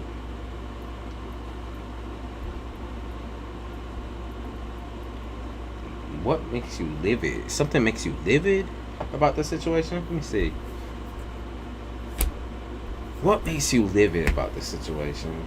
The Nine of Pentacles is that this has been something you've actually like done before for somebody, or studied, or you have experience where experience is necessary. So it makes you livid that it's taking him so long to be like, he's being very frugal with you, and you hate that he's being frugal, because it's like, I'm doing all these things, I'm doing the services, like, okay, so where's my pay? Where's the real pay? Like, where's the real shit at, right? Because these are things that people pay way more for. So where's it at? You know, where's the check? Yeah, you say, I want it all. Like, I'm not trying to be mean or nothing. I'm not trying to put no pressure on this old man, but I'm just saying, we can't be best friends until I see a check, until I see the big shit, the big guns. I can't be best friends with you until I see something. Seven of Pentacles. That's the shit. I mean, I understand, you know, the impatience in that is you're kind of on your tiptoes trying to keep up with, okay, not only are you doing something that, like I say, you actually enjoy it, you like it, but just because you like it doesn't mean you're going to give up the aspect of finance. Just because you like it doesn't mean you're going to give up the amount of money you could be making doing the exact same thing for somebody else that will pay you better. So, I'm just saying, he's going to give you money. He's going to give you money. Six of Pentacles. And then, okay, the Tower. Yeah. So, you know how you've been being patient and stuff like that. That's going to be paid off. I got the Tower in reverse because it's not time yet. It's not time yet. It's not going to be in the time that you think. Okay. It's going to might take a little bit longer. But the Tower in reverse can also mean it could take... it can coincide sometimes with other things that you have going on. So it's very dependent on that. So the growth of this business, or the growth of this next route, this next thing, is very dependent on the time that you spend on it. So if you spend more time on it, and more time on it, meaning sacrifice more hours towards the situation, then it'll come faster. If you take it slow and kind of roll back a little bit like you have been, it's going to be slower, but it's still going to come. That's what they're saying. Okay? Two of Cups. Like, you're making... This is a relationship for the most part. This is a very personal... Now it's become personal. Relationship. Because this is more a private endeavor. And because you're dealing with somebody you also kind of know, you have to get a little bit more... intelligently and emotionally intimate with a person that maybe never really had the will to do all this in him. I feel like he never really planned to expand it this far, or never really put in the work or the grounds to do so, because he couldn't do that. Now he can do that, and so he's learning something new and you're learning something new. So it's going to be very, very important. It's going to be very, very important that when he is learning and you're learning, that you give him new perspectives in that. You know, I think he does really look for some of your advice on certain things. And I think that's why he wants to take you on. Because you're so good. You're good for it. You're good for it. The Queen of Pentacles. You're just good for it. Like, that's it. You good for it. King of Wands. Okay, yeah, you good for it. It's like, okay, now I got you locked down. You know, now that I have you locked down, you know, I'm going to give you something that's more worth it. Death in the Upright. And Knight Swords. Okay, so Death in the Upright. You going through the challenge of working for many, many places that have only ever given you a wild goose chase, or they talk about like a wild duck chase of endless and impossible hours and scheduling. Okay, and this is something brand new where you are going to be able to do pretty much everything for yourself and do it at home. You could do majority of the shit at home. So keep that in mind.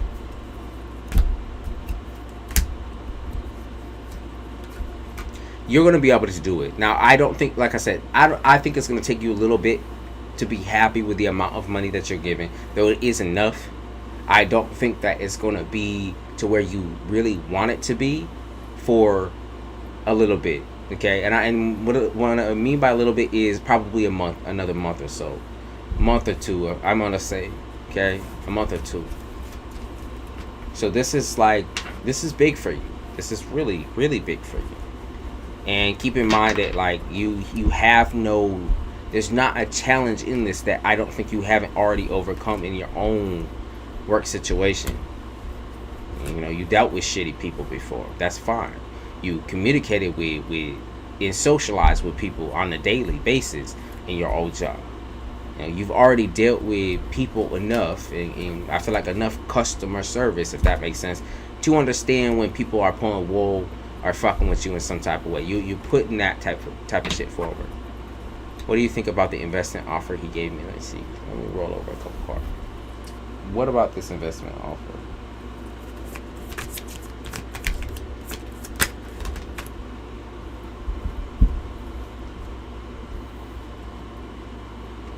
You be carrying a whole load on your back. Because I got 10 of Wands in the reverse, so you be carrying a lot of this on your back. Okay, let me see. What benefit would you be getting from this? Okay, Page of Cups. Okay, more, you get to know more people, and maybe more people who you could do this type of thing for. Honestly, just more work, more accessibility to work. That could be what they're talking about, more accessibility. Six of Cups in the reverse. Okay, you're gonna be spending probably a little tiny bit less time with your child. That's what they talk about. That's kind of the con of it, is that with your child, you know that she does need some months in order to, get herself together and calibrated and ready for the next jump. So I think probably what you're gonna do is let him know that you really are interested and you do want to work it, but you need to wait a little bit of time in order to help with your daughter's development. You want to wait a little bit before not spending way too much time in a work endeavor. But I kind of think that's going to be the requirement, is that you don't get paid unless you do a lot of these tasks. But that would be the sacrifices. You're sacrificing family. So 10 of Pentacles in reverse. You'd be sacrificing time that you can be spending with your family. And I don't think I don't see you wanting to do that at all. 5 of Cups in the reverse. I don't see you wanting to do that. You are not about to do that. Okay? I don't see that. So, like I said, you could be making some money. Don't get me wrong. You'd be a little bit of a breadwinner. You know what I mean? You'd have your shit. But I think you're going to wait a little bit into your daughter's development. That's my opinion. Because I think whatever this task is, it's going to be probably a couple months long scenario or situation, as far as, making sure your daughter is good in the area of, like, everything she needs, doctor's appointments, where she needs to be, who's going to be taking her on this day and that day. That sort of thing. That needs to be scheduled. That needs to be planned out in months prior to doing something this big. I just think that either way, you wouldn't like to be away from your daughter. And so, that's your priority. And so I'm gonna be real, and I'm gonna say you're probably going to tell him, I think that we should start slower. I think that we should start right where we're at and not try to quicken up the pace. I think that as we go, I will take on more loads and pay me for the loads that I take on. You know what I mean? Pay me for the things that I can accomplish and I can do. Okay? Because what I can't do is spend so much time at work that I'm also neglecting my daughter. Okay? That's what's up. And I do see you getting your bag on for real. He is going to pay you for everything that you do. He will. He'll pay you. He'll pay you every step of the way as far as work goes. Pacing. single dad too. He's very understanding of being a parent. That's great. Yeah, that really is great when it comes to something that's, like I said, a little bit more private when it comes to work. That's really great. That he's understanding to your duties and your responsibilities, because a lot of bosses don't really take that into consideration.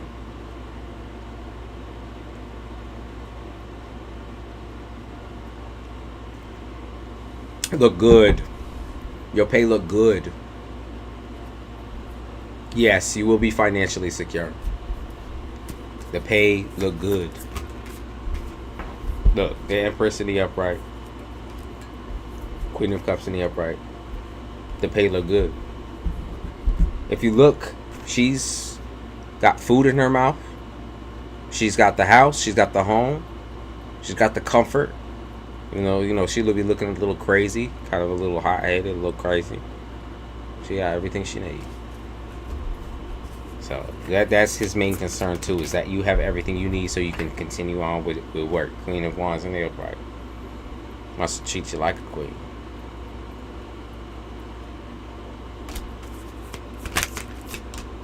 Much better than the fucking hospital job. You actually have an option and a choice here on how you need to work and what you need to work for. You know what I mean? You have a choice. I like this. This looks good for you. Looks like it's a lot of distress off your chest.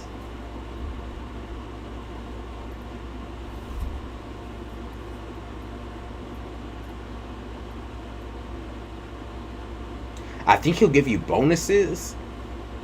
I also saw something about that during holidays he's gonna give you bonuses. Something like that. I'm gonna say you're gonna get big payouts during holidays, or big bonuses that he's gonna give you during holidays. That's what I'm gonna say. I think he really, really does care about you and your family. I think during holidays he's gonna give you really, really big payouts, just for being able to consistently keep up with work, especially around those times where you need to be focused on family. He said, I'm gonna turn into Oprah. You gonna have this, you gonna have that. You get a car, you get a car, you get a car. You get this, you get that.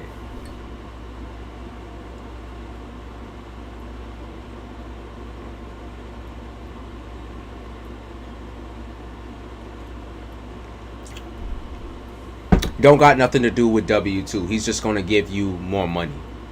More money. On holidays specifically.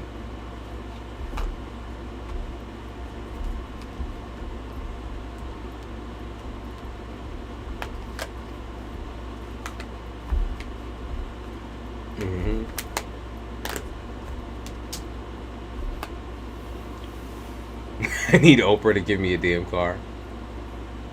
Let's see what we got.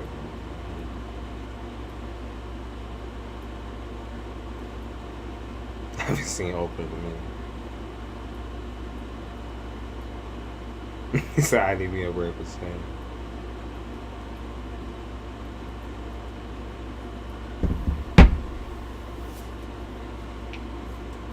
Leaving that hospital job was a blessing. It absolutely was. That was not only stressful, but very, very, very, very taxing on your relationships with you and with your daughter. You know, family. I don't think that's an issue necessarily, but definitely taxing on your relationship with her, just from all the stress that it was bringing you, and that you could bring home, and that you could bring around her. It is a blessing.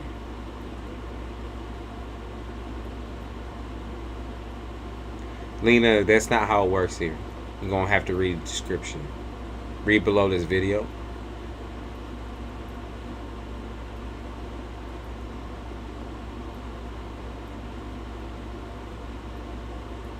Yeah, soul sucking job, in my opinion. Soul sucking.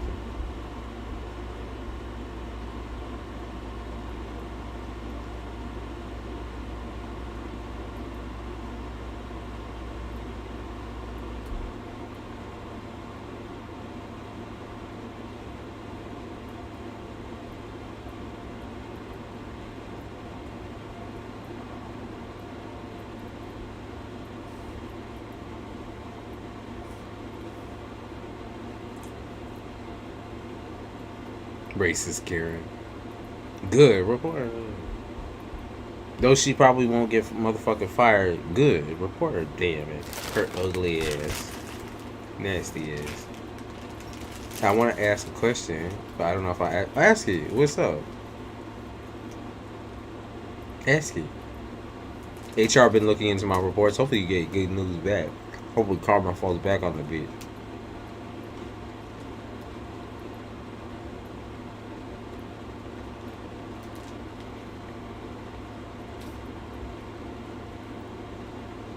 I like working in the hospital, but look what it did to me.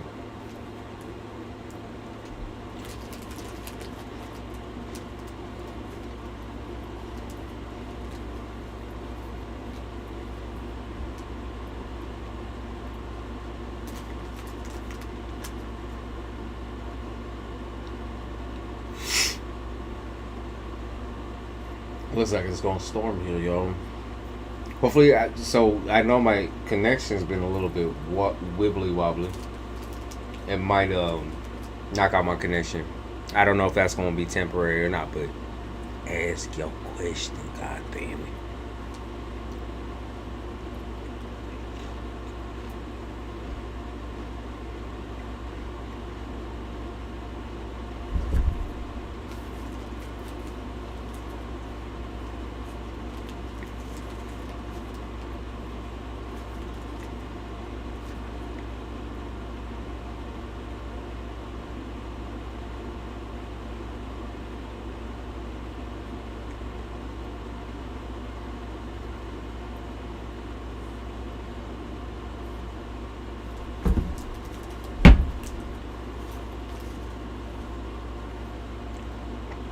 I did ask, I forgot to answer, but you're not focused on it.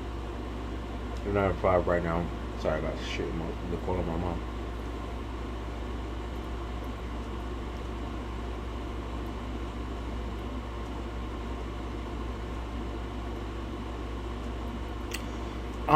I think you asked me something like that, but I don't believe it was exactly that. I don't think it was worded that way.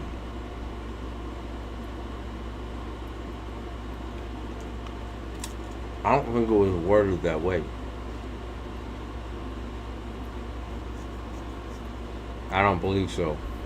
But I think the last time we tried to get to something like that I was getting off. Every single time I think you've been out so far, we've been getting off.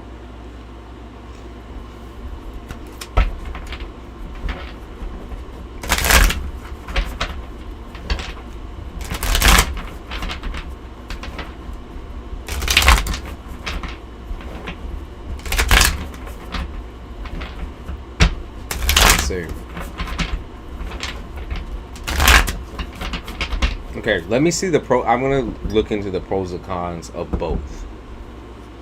Okay, I'm gonna say, let's start with the not so fun part.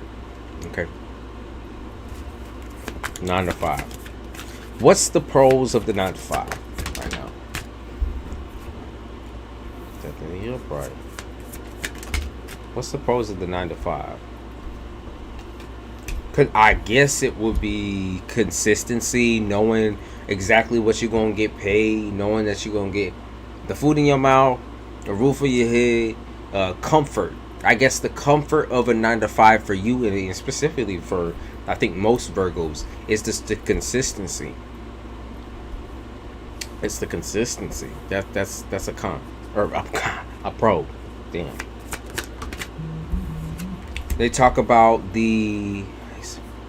Oh, okay. So also you feel like a lot of the time it's like you waste time planning for your entrepreneurial job. You waste so much time with a plan and moving ahead and trying to figure out what's the right way, what's the wrong way, that you feel like you could be making money, 9 to 5 all the damn time, and not so.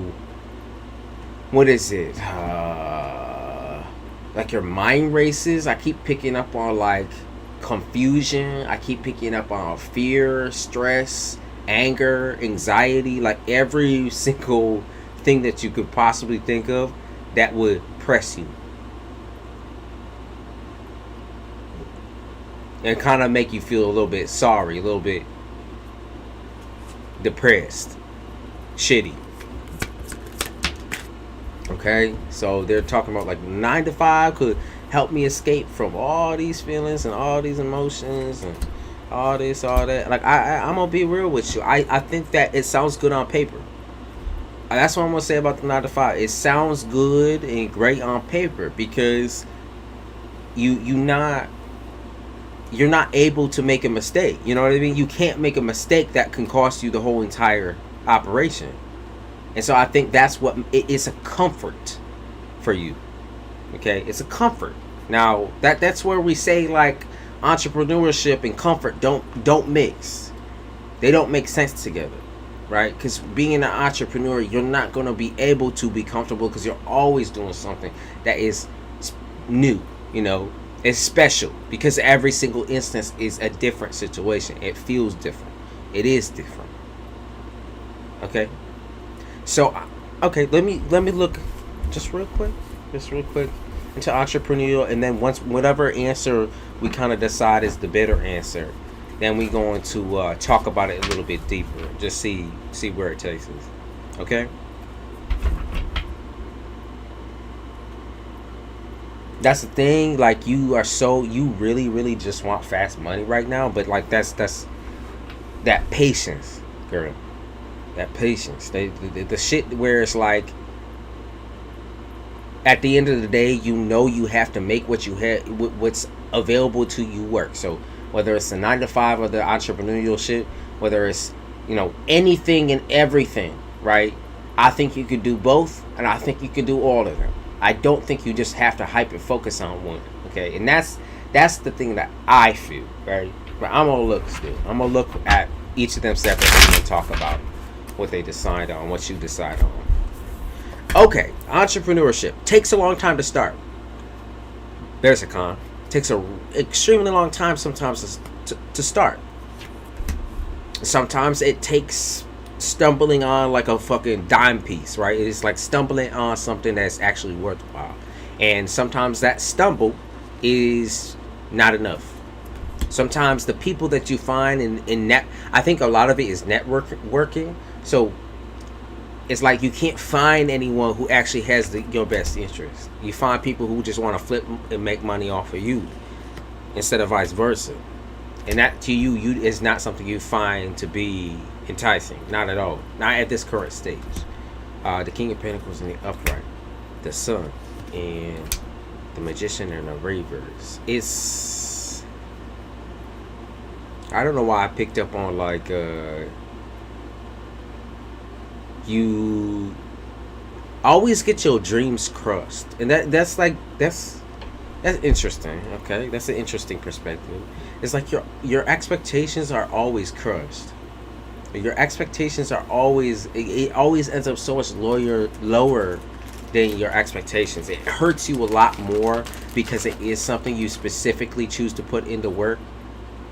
It is something that you so much enjoy and so much love, like, because it does lower than what you expect it to perform. It becomes like a addiction for you sometimes, where you're like, I need this to do better, I need this to do better, I need this to do better, I need to keep putting money here, keep doing this and keep doing that, I need this and this and this and that. Well, Four of Pentacles, yeah. And then, after that you catch a burnout. In the entrepreneurial case, you catch a burnout because you're like, I'm doing so much already, I'm pushing myself so hard, I thought this would do good here and good here, that you catch a really quick burnout. Now, one thing that you can do in this situation is reorganize and reschedule. Now, I'm gonna be real. I think you find it very, very hard to schedule because of how much your mind races, because of where things kind of just go sometimes and you can't really control them. And that's also a part of being an entrepreneur, is when things just go somewhere. It's kind of, it's not something you could really steer. It's something that you kind of just got to go with and keep piling on top of, right? You just got to keep building. So in this type of case, like, it's just more moldable. It's far more moldable. It's definitely something that you have always dreamed of. It's something you have always wished of. It's something you're way more passionate about.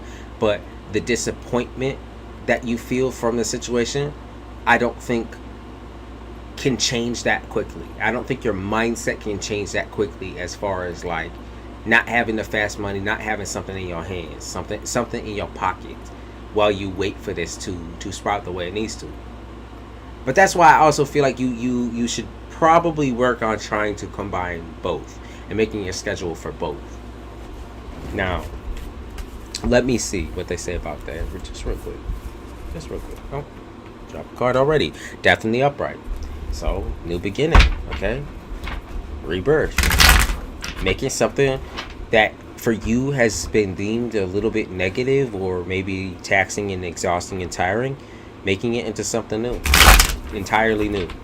The schedule, the process, the progress, the dates, the times, everything. The energy you put towards certain parts of the project. Okay. Yeah, Seven of Wands, Six of Cups in the reverse. Okay, so you grown up. What do you mean? Okay, so they talk about you grown up hustling type shit. You grown up doing this shit. You grown up hustling, making your money, getting the shit in your palm of your hand, and then flipping it. So now here's like where's the issue in that? Like, cause that's facts. You grew up getting the money, getting what you need, working for what you need, and then flipping it. So where is it going wrong? Where's it going wrong? They talk about luck is going wrong. No, it's not your luck, babe. It's not your luck. It's not luck. I promise you. It's not that you're unlucky. Okay. It's just certain aspects right now in your life stopping you, and I just feel like it's the control factor. Okay, it's not just the fact that you can't control something, it's also the fact that you come from a place of feeling controlled. And I think that's also what a 9-to-5 does to you, is feeling controlled, feeling like you have to control or muddle yourself or mute yourself down or put your project on the back burner because you have to focus on the 9-to-5. I think that does put kind of you in this position or the zone of I'm already exhausted and stressed going into this situation. Like I said, I already feel controlled. I already feel minimized or frustrated. So trying to do what I need to do for my business, it makes it a million times harder to accomplish. Justice in a reverse. 3 of Cups in a reverse. Yeah, you involving people into it that don't need to be involved into it. And I just feel like that might also be your connections to your work, right? It could also be just family.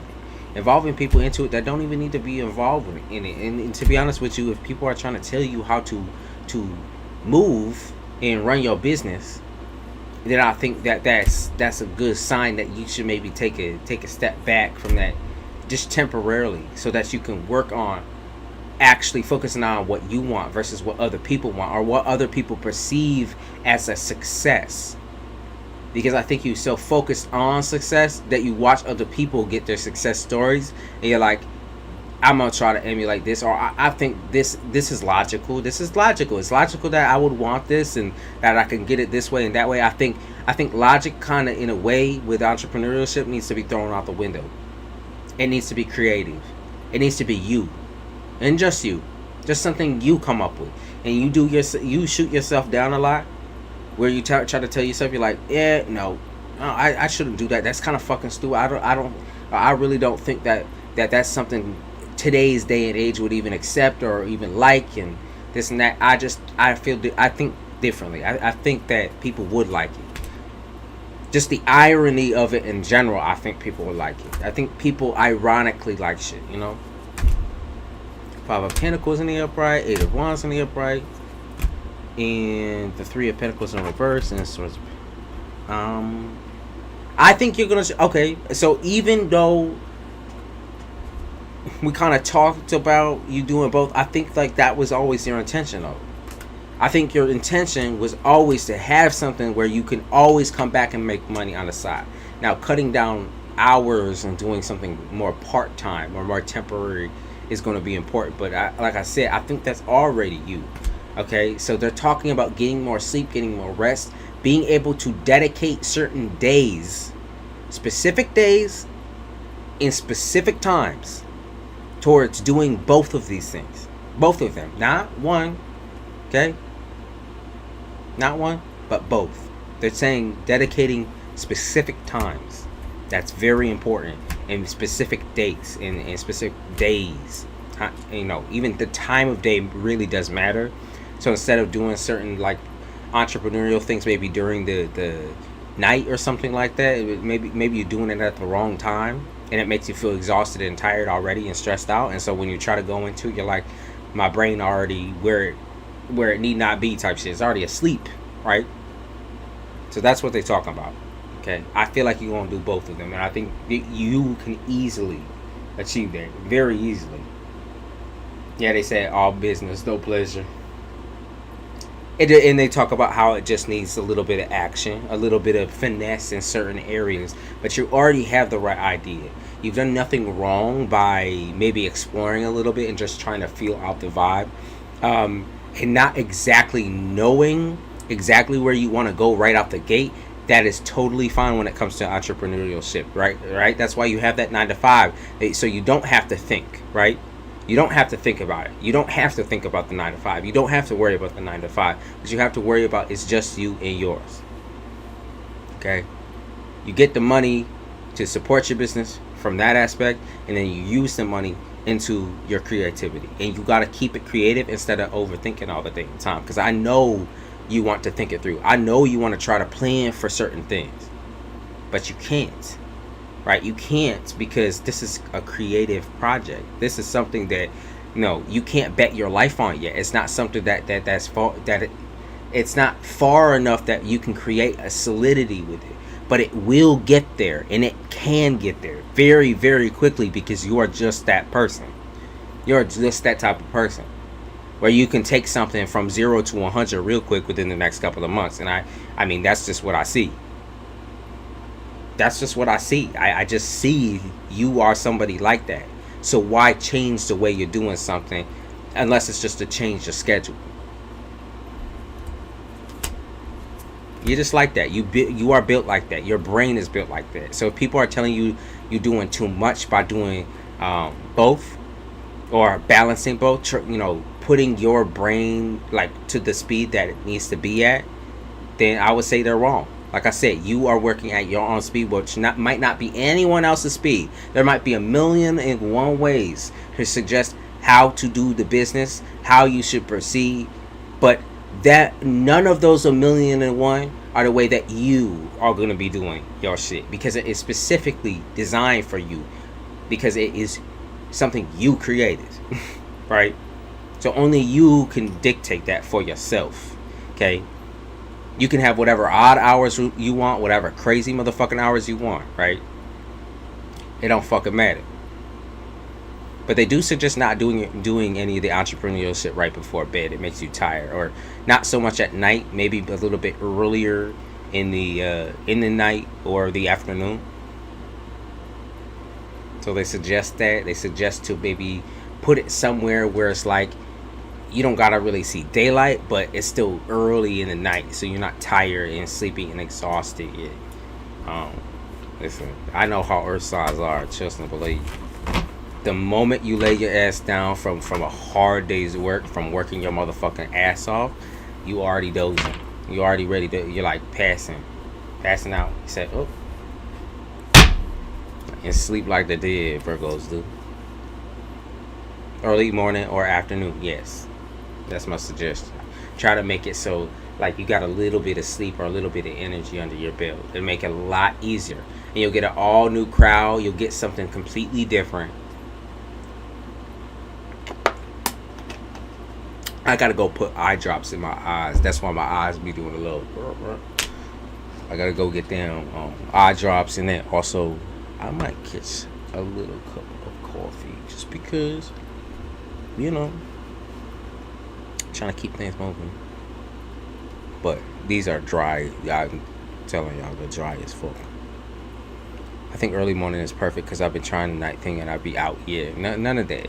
Try it during the morning. I think you're gonna feel so much better. It's gonna feel so much more. You're gonna feel so much more accomplished because you sometimes you don't even realize what the fuck you be doing at night. And I think that that's a part of it. It's like you don't feel accomplished. You don't feel like you're winning. You don't feel good about what you're doing because you don't even really know or feel what you're doing because you're too tired. Is it okay for me to start multiple projects? I think this is also why my brain is racing because I need to do more. Yes. Yes, that I think that's exactly what they're talking about and what they're meaning with that aspect. Is that you can focus on whatever you want whenever you want to. Right? Because that's the type of control that a Virgo needs. Is whatever you want whenever you want. And that's what they're saying. That's the focus. That's how when you do your best. It's when you have something consistent on the back end and then something that's maybe inconsistent, but you can do however and whatever you want. Okay. Can I ask a question? Yeah, I'll be right back. Hey, thank you, Kimberly. I appreciate you. I drained. I need to get on my Kris Jenner Zoom. Alright, yeah, let me go grab some hot charts real quick. I'll be right back, y'all.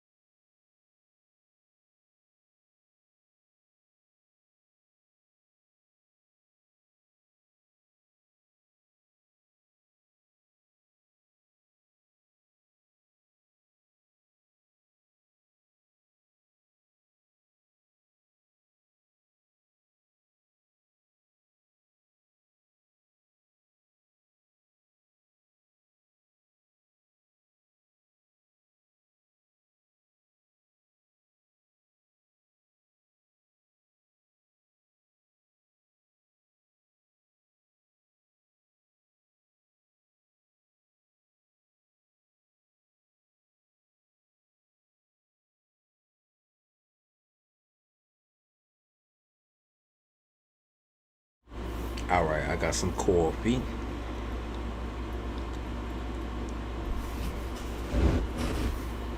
And I got these contacts lubed up.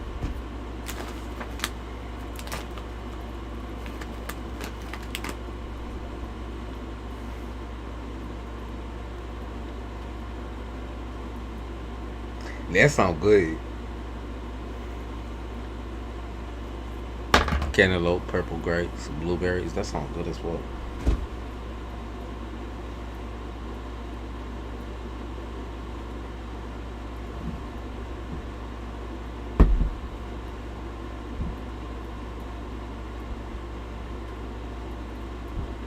I don't care no peaches lately.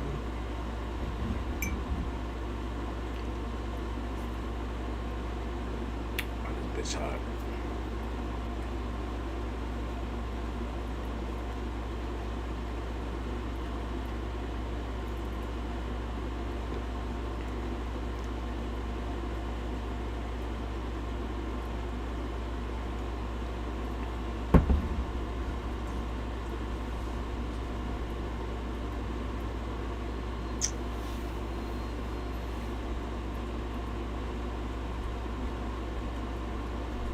Shakira, what did you have to ask me in Malibu? I did see your little donation. I'll get to you afterward.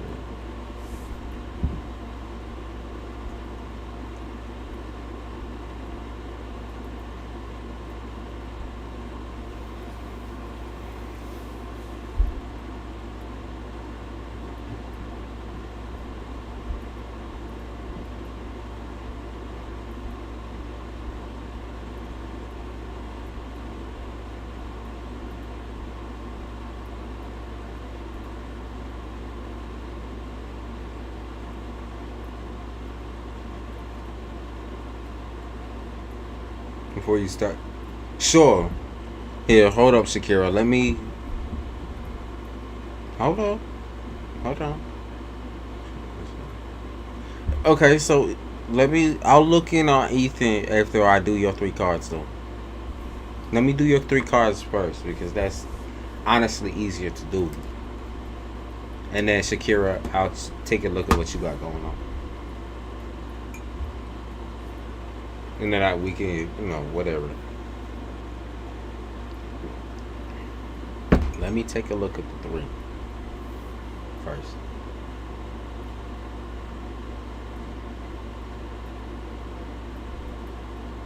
Let's see.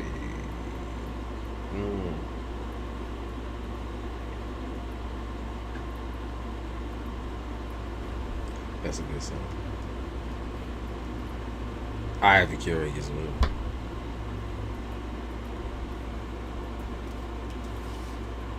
You can do a little Cambodian coffee.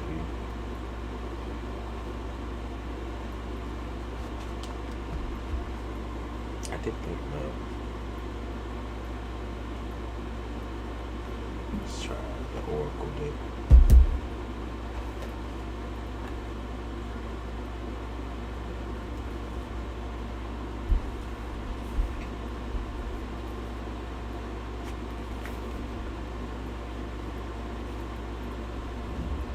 Is it okay if I can have a card, please, when you're done with everyone else?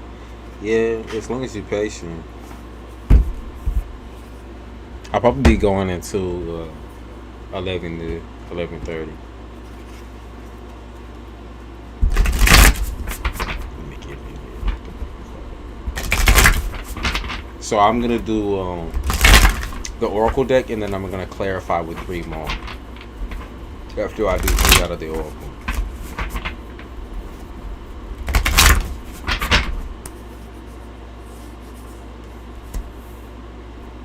Territory. Okay, so the move. Tell me what's going on with her. Abundance. And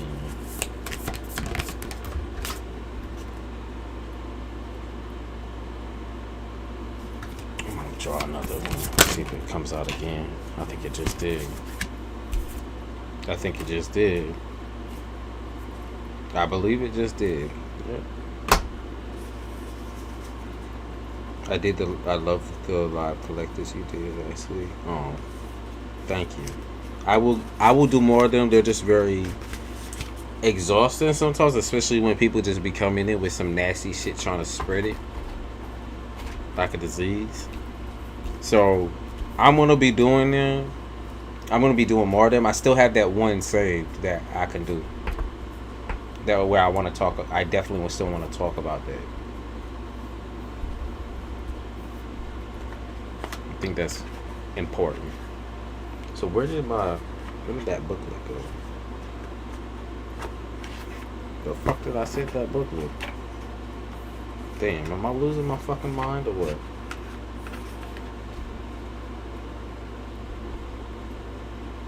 Oh, it's right there. See y'all. Alright, let me get some clarifiers out on the table. Clarifying with this Kemetic Tarot deck.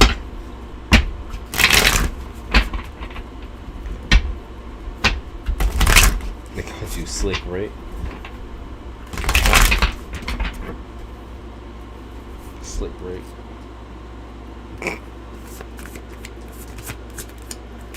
This today's Leo new moon. I don't know whether I was catching that. Crazy Leo on Leo energy. Alright. Manifestation. Oh, I didn't mean to hit you like that. 4 scepters. And the star. Okay. Picking up your shit and leaving. Yo, you know that song, to the left, everything you own in the box to the left? I know you know that one. In the closet. Please don't just.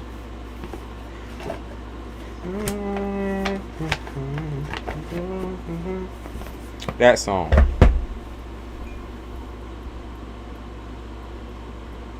That's the song I picked up on.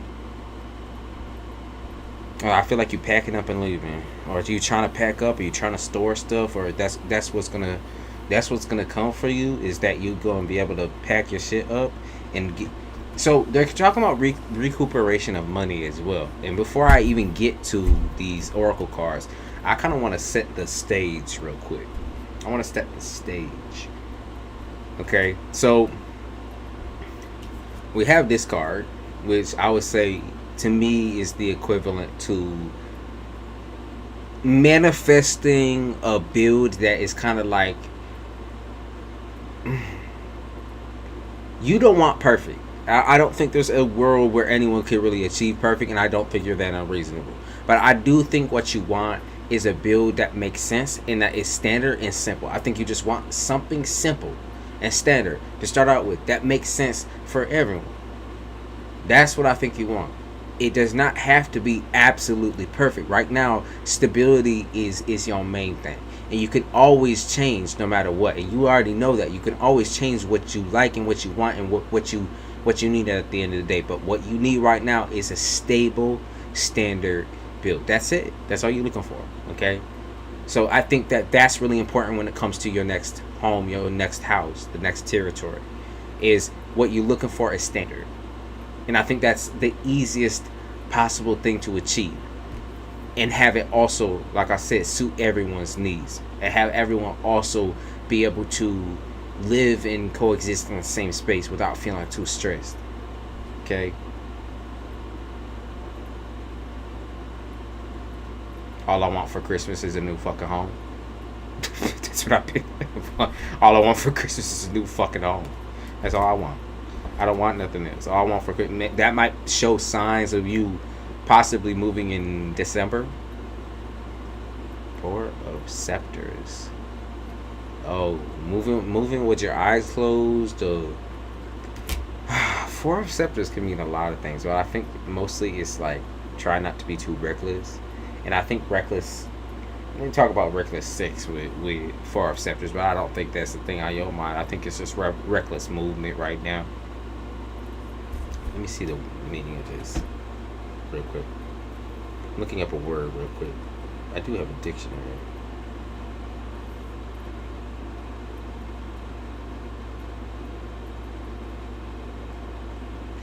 Okay.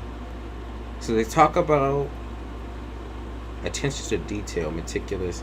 Okay, for some reason I lost the meaning of scrupulous in my head. Okay, so let me read this out to you as far as what they say about your physical body. Okay, this is going to be about your physical. They say scrupulous means very carefully do things properly and correctly. If you're scrupulous, you probably pay your friends right back away when they loan you the money, and never try to return clothing you've already worn. A scrupulous person is full of scruples, which are concerns about doing things that are morally right. Okay, so that's something that pops up. And now let me tell you what the meaning is for that specifically towards your situation. I think that you move in a robotic fashion when you need to bust ass, make money, and you put your mind to something like moving. I think you move in a robotic fashion because it's suited your needs all these years. It's put you in a position of power all these years. It's made you feel satisfied and had you, at least somewhat stable, though barely, but somewhat stable in most work situations and in most of this home situation, okay? And I think you're looking for that same comfort, but you're looking, that's something that's not going to come no more. You know what I mean? That's not going to give no more. I just don't believe that it's going to give no more. All right? I don't think you'll get any more than what you've already gotten out of this current work situation, out of this current home situation. I think it's already being, for the most part, used up. And they're not really saying, like, think outside the box necessarily. It's more or less within your capability and within your means. Because you can honestly make a lot more doing something that's basically within your means. Like within your physical means. You need to care a lot more about your physical. You need to care a lot more about what's best for you as well. You keep saying what's best for everybody else, but what's best for you also matters because you're also a human being. And when they talk about moral corruption, they talk about leaving yourself out on the fucking, burner, the back burner. Yes, you put your kids in front of you 100,000%, but they also need you. But they also need you to be their mother. They also need you to play that important role in their life. So they still need you. So you might be like, oh, fuck it, I don't give a fuck what happens to me. Well, let me work hard. Let me throw this. Let me throw that. Let me do this. Let me do that. You just had a big scare. You just had a really, really, really big scare with your life. You know what I mean? And you don't play with your life. And you know that. You already know that. So just take that extra precaution to keeping yourself unbothered, unstressed as much as possible. Don't keep pushing yourself to do extra things. Like when you hear the warning, when you feel the warning, when you feel something strange, take heed. Okay, don't ignore that detail. Take heed. The next card is the Star. And the Star is, of course, Aquarius. It's individuality. It's representative of what you believe that you deserve versus what you need. Okay? What you believe you deserve versus what you need. Let me move that a little bit closer just so you can see what she looks like. And I'm going to say it again. What you believe you deserve versus what you actually need. Okay? But I'm determined to pay this lady back. You know this, right? Yes, absolutely. I know you're that type, but you are that type of person. Morally, you are not. I don't view you as somebody who's dysfunctional. Okay? I view you as someone who's incredibly functional, and you care and you worry about everyone that you come across. Okay? That you meet, that you include into your life. Okay? And you're very caring, right? But there's also comes the cycle of, what about you? The what about youism.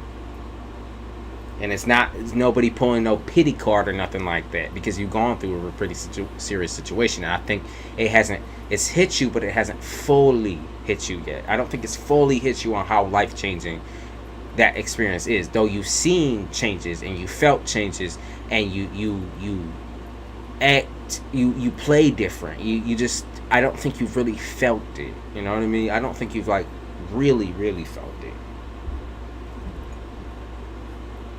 I don't think you felt it deep enough yet.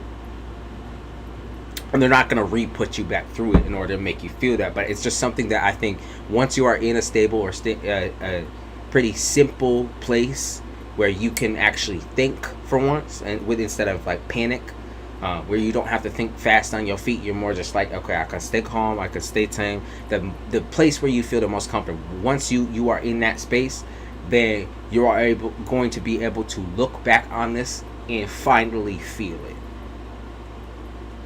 Okay? Finally challenge yourself to go through the roles of I think the more intense bouts of this situation, of this mess. And I don't think it's a physical thing. I think it's like, oh, I almost lost my life type thing. I think it's like that. Okay? I don't think it's a matter of like a physical, like, I think it's what you feel, though you look at yourself and feel, like I said, out of body, like you're not yourself. I think it's way deeper. I really do. I think like you feeling like I almost lost my life type shit. I think that you try to make it feel simple or be simple because it is something that you want to simplify in order to just get over it, right? Let me just get over it. Let me, move on and let me start anew. Let me, strut my legs out and get the fuck back out there. I think that's what you want to do, which is okay for now. But once you get into a position, like I said, where you are comfortable and it is that simple that you've been looking for, then that's, like I said, you're going to go through the throes of, oh, like, this is the shit that really happened. Like, this is what happened. Like, that's crazy to think about. It's crazy to think that I almost lost my life. It is crazy to think that. And that I'm still here. And you'll feel a lot more grateful, I think. I think you'll feel a lot more grateful for I'm not gonna say you're gonna feel grateful for the surgery and stuff like. It's just you're gonna feel a lot more grateful that you experienced something so forgiving, I guess, in a way, where you're still able to get up and do the same thing, the almost the same things, very similar things. Like, it does affect you and it does hinder you, but you're still able to have somewhat of a normal life. And like I said, I think you'll only really see this when you are in a position where you do feel a little bit more stable housing wise. So it is hard to see that way right now, but I think you're going to see it, and I don't think that's too far down the line. It just does not look like that for me. And interestingly enough, like I said, once I start taking out these oracle cards for you, the observation card actually has snow on it. So that's why I think it's like December or something like that for your move. And it just got very cold in here too. It was very chilly. But I will get to the oracle cards now. Arrival, yeah. They talk about during the winter or something. Something about winter.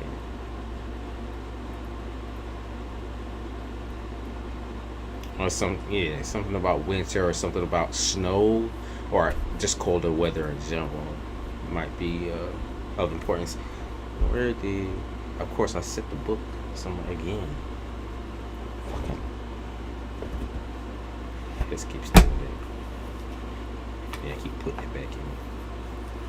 Okay, your first card is, of course, territory, right? And we know what you want. We know what you want. The comfort of your own territory, of your own shit. Okay, and I'm going to read this out here.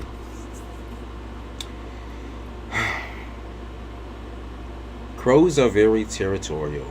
They have distinct groups and they will not hang out too long on a block that is not theirs.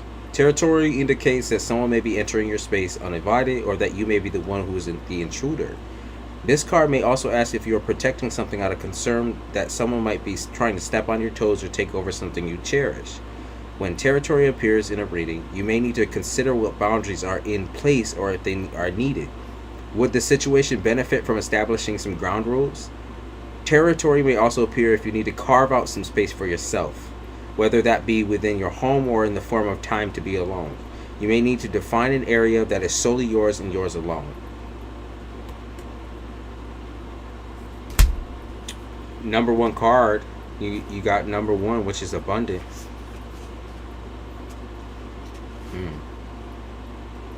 You got abundance. Number one.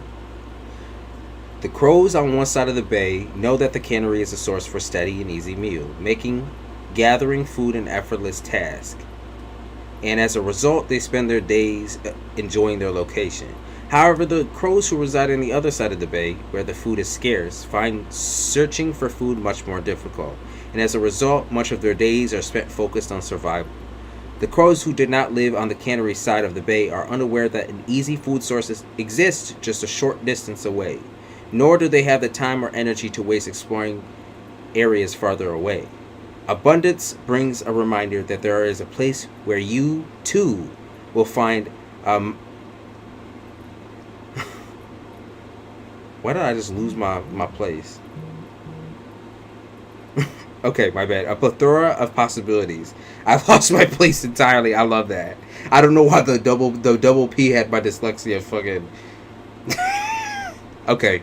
Focus your energy and attention on not what you lack, but what you know that is out there waiting for you.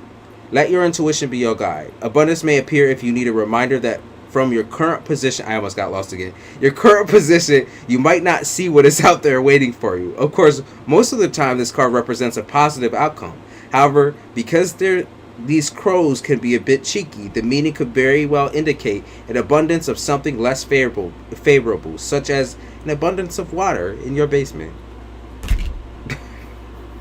Jesus Christ. My dyslexia said, what? Okay. Let me see. 34.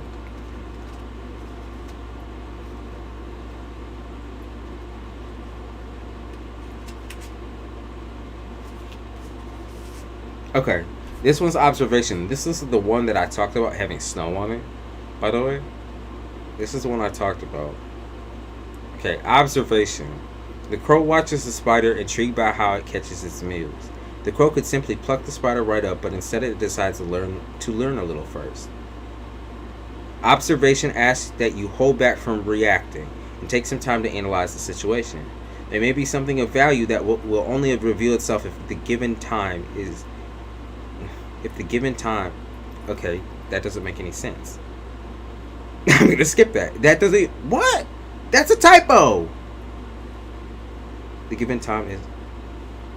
There's nothing after that. This card may also indicate that you would be better served by being a spectator and staying out of a situation. You will learn more from listening than from talking. Given time is. Then it continues on with it. Okay. The given time is. Alright. I like these cards though. I do like these cards. I'm not a big fan of oracles just because it has the word on the bottom and that kind of sets like a certain air, I guess, about what it's going to be. And for me, I like to go off the pictures particularly. But I do like them a lot. I like them a lot. I think they do actually work and have like, they have what they need to have.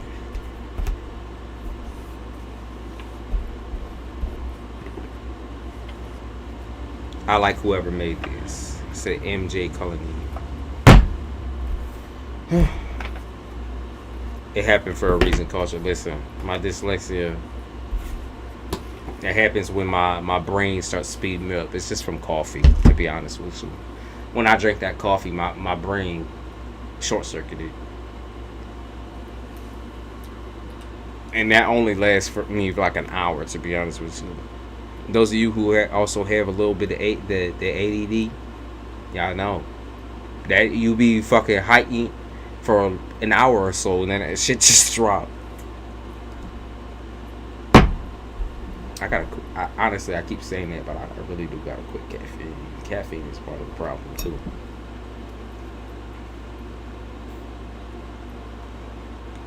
It's fine. I'm not afraid to say that I have problems with motherfucking reading sometimes.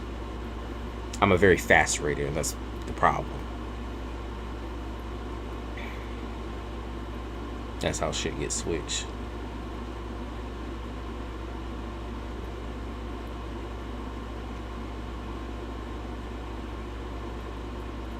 Had a conversation about boundary this weekend. I did too, actually.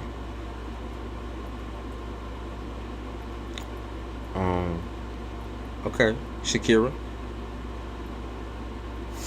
I think you did. Hold on, let me go. What did you say? Yeah, I'm gonna look. Oh yeah, Ethan. You talk about Ethan the Libra. You said, what's his problem? That he makes bad decisions. He likes bad decisions. He likes to play games with other people. I just think that he tries to pretend to be a daredevil or like somebody who's bad, but really he's not. It's just it's all a lie. But what's not a lie is the fact that he's an asshole.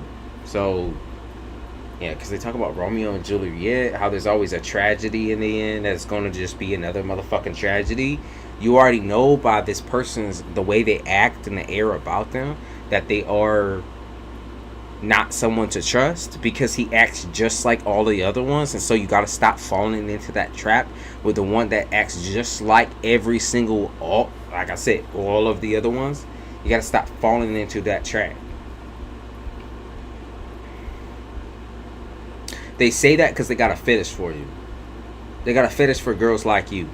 And I don't know if it's because it's like a winning or a trophy or what. I don't know if it's because it's like winning you over would be like a trophy to them because you reject them.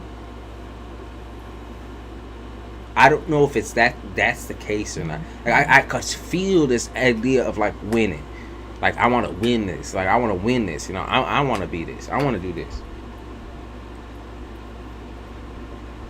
It's like winning over the rights and shit like that. He finds you interesting. But it's kind of like how someone would find, like, let's see, like, what can I use as an example? It's like someone who finds like a new bug or something, and how they find that interesting, or a book, like a good book to read. It's like, okay, it's interesting until the end of it. It's like, okay, you know, okay. It stops being interesting. It's like very short attention span. That's why I said it's like Romeo and Juliet. There's always like a tragedy in the end where this person, like, I don't think a relationship or anything serious should ever be really done with this person. I'm gonna be real. I don't think so. It might be, I would say good company is all you're really gonna get out of this. I wouldn't take it any further than that. That's my suggestion. Unless you're trying to holler at this, like I said, the same type of nigga. The same type of nigga that you've been dealing with. You've been dealing with this type. And you keep repeatedly dealing with the type because you refuse to lay off that type. You gotta stop with that particular type of man. When they remind you of an ex or they act like an ex, don't say next. Don't keep going with it. Good company. That's all I see. That's it. I would keep it there. Good company.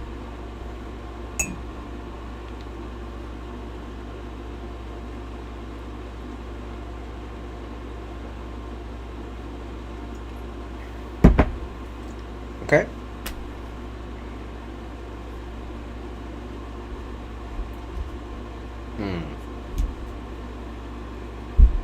Yeah, he's an asshole. Not only is he an asshole, he's also a hoe.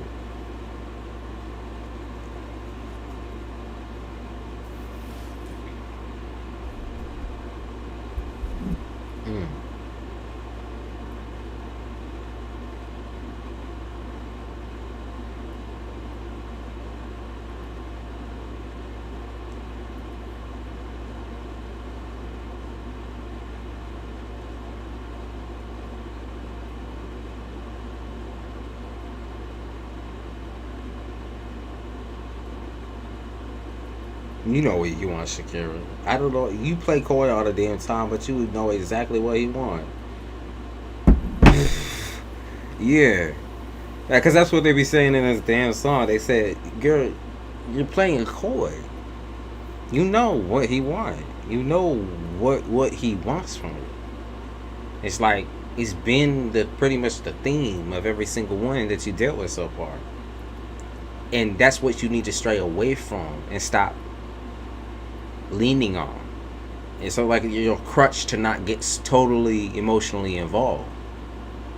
It's your crutch to distance yourself from the aspect of relationships and commitment, because you don't want to deal with like the right person. Because at the same time, you know the right person, you're going to have to do a lot of work. Though you do a lot of work when it comes to the wrong people too. You also have to do better.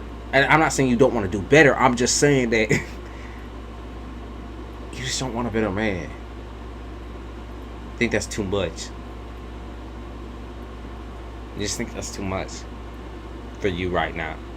But like, until you decide, like, I want a better man, I want to go towards a better man, then I wouldn't try with this dude. I wouldn't. It's my suggestion. You know, that's I'm gonna be light on this one and say maybe, you know, to keep you company. But other than that, I don't think so. No, I would not. That is the same type of man you've been dealing with. I don't know how do I attract. I just wanted an interracial relationship thing this time. Thought he was different. I don't see him being different than not at all. It's a fetish.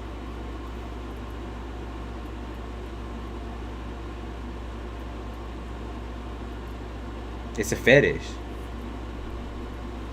I think the better the man, the attraction don't be there, because you are afraid of disappointing somebody. You're afraid of disappointing somebody even though you haven't even given yourself the chance or the shot. You're afraid of disappointing someone because all these men have ground you down into feeling very insecure, even though you're very beautiful and you have a great personality. You have a great heart. You're very kind. You're very loving. You're very sweet towards them. You're not an evil person. Because you've done shit in the past, it doesn't make you an evil or a shitty human being. It just doesn't. It's not who you are by nature. People can bring that out in you as well. Now, I'm going to say take responsibility still for the things that you have done. But at the end of the day, it does not mean you're going to repeat that same shit. It does not mean you're going to repeat the same shit over. That's just not true. I'm saying their attraction don't be there because you shut down. Because you shut them down. Like I said, there's a certain comfort level you have with scumbags that keeps repeating. So keep that in mind. It's a repetition across each and every single one. And it's that your comfort level is heightened with people who are scummy, who are shitty to you. It's shitty to women in general, not just to you. It's not that like they're targeting you. It's just a run-on thing for them, where they'll keep doing that to women over and over and over again. I'm saying you don't deserve that. That's not something you deserve. It's just the simple fact that you won't go after more. You won't go after more out of fear of being, like I said, boxed in by someone who can treat you right and can show you new things. Because you don't want to learn new things. You don't want to learn a new version of man and this and that. You've already been disappointed many times, right? You don't want to go through the challenge of that. You rather deal with something that you continue to be comfortable with. But I'm telling you, if you really want love, right, you're going to have to get, like I said to somebody earlier, specific with it. Very specific with it. And what you're trying to manifest. It's not going to be this man that you talking about right here. Not going to be little Libra. It's not. That's still mimicking the same type of behavior you've been through, done that. It's been there. I would like to say that you are a work in progress because you love so hard, right? You love so hard. You get intoxicated into the relationship. You genuinely put your heart on the line. But something that I see with you is that you like to play hooky. You do. You like to play hooky. And I'm not saying you like to lie in order to get yourself away and get yourself out of a situation or push someone away. But you like to play coy. And that coyness is not real. And I know it's not real. Because it's hard for you to trust a man when every single one that you dealt with up until now has been a pig. I get that. I understand that. That's not that the fact is that you keep basing every single relationship off the last. And you need to stop that. And you need to move forward with the view that I will do better. Okay? I will do better. This man will love me. He will treat me right. And however I want to be spoiled, he will spoil me. He will be honest with me. He will be truthful with me. And I will do the same for him. Right? But you have to put yourself out there with the vulnerability.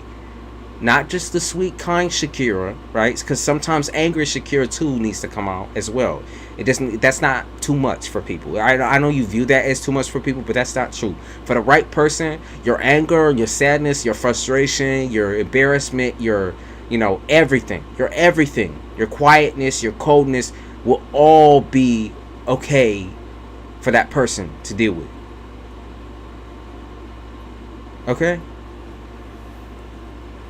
Like, that will be the right one. The person that doesn't complain about who you are or how you are. The person who just accepts the fact that you are the way that you are. And will continue to help you work on who you are. Well, you will help them work on them as well. Okay?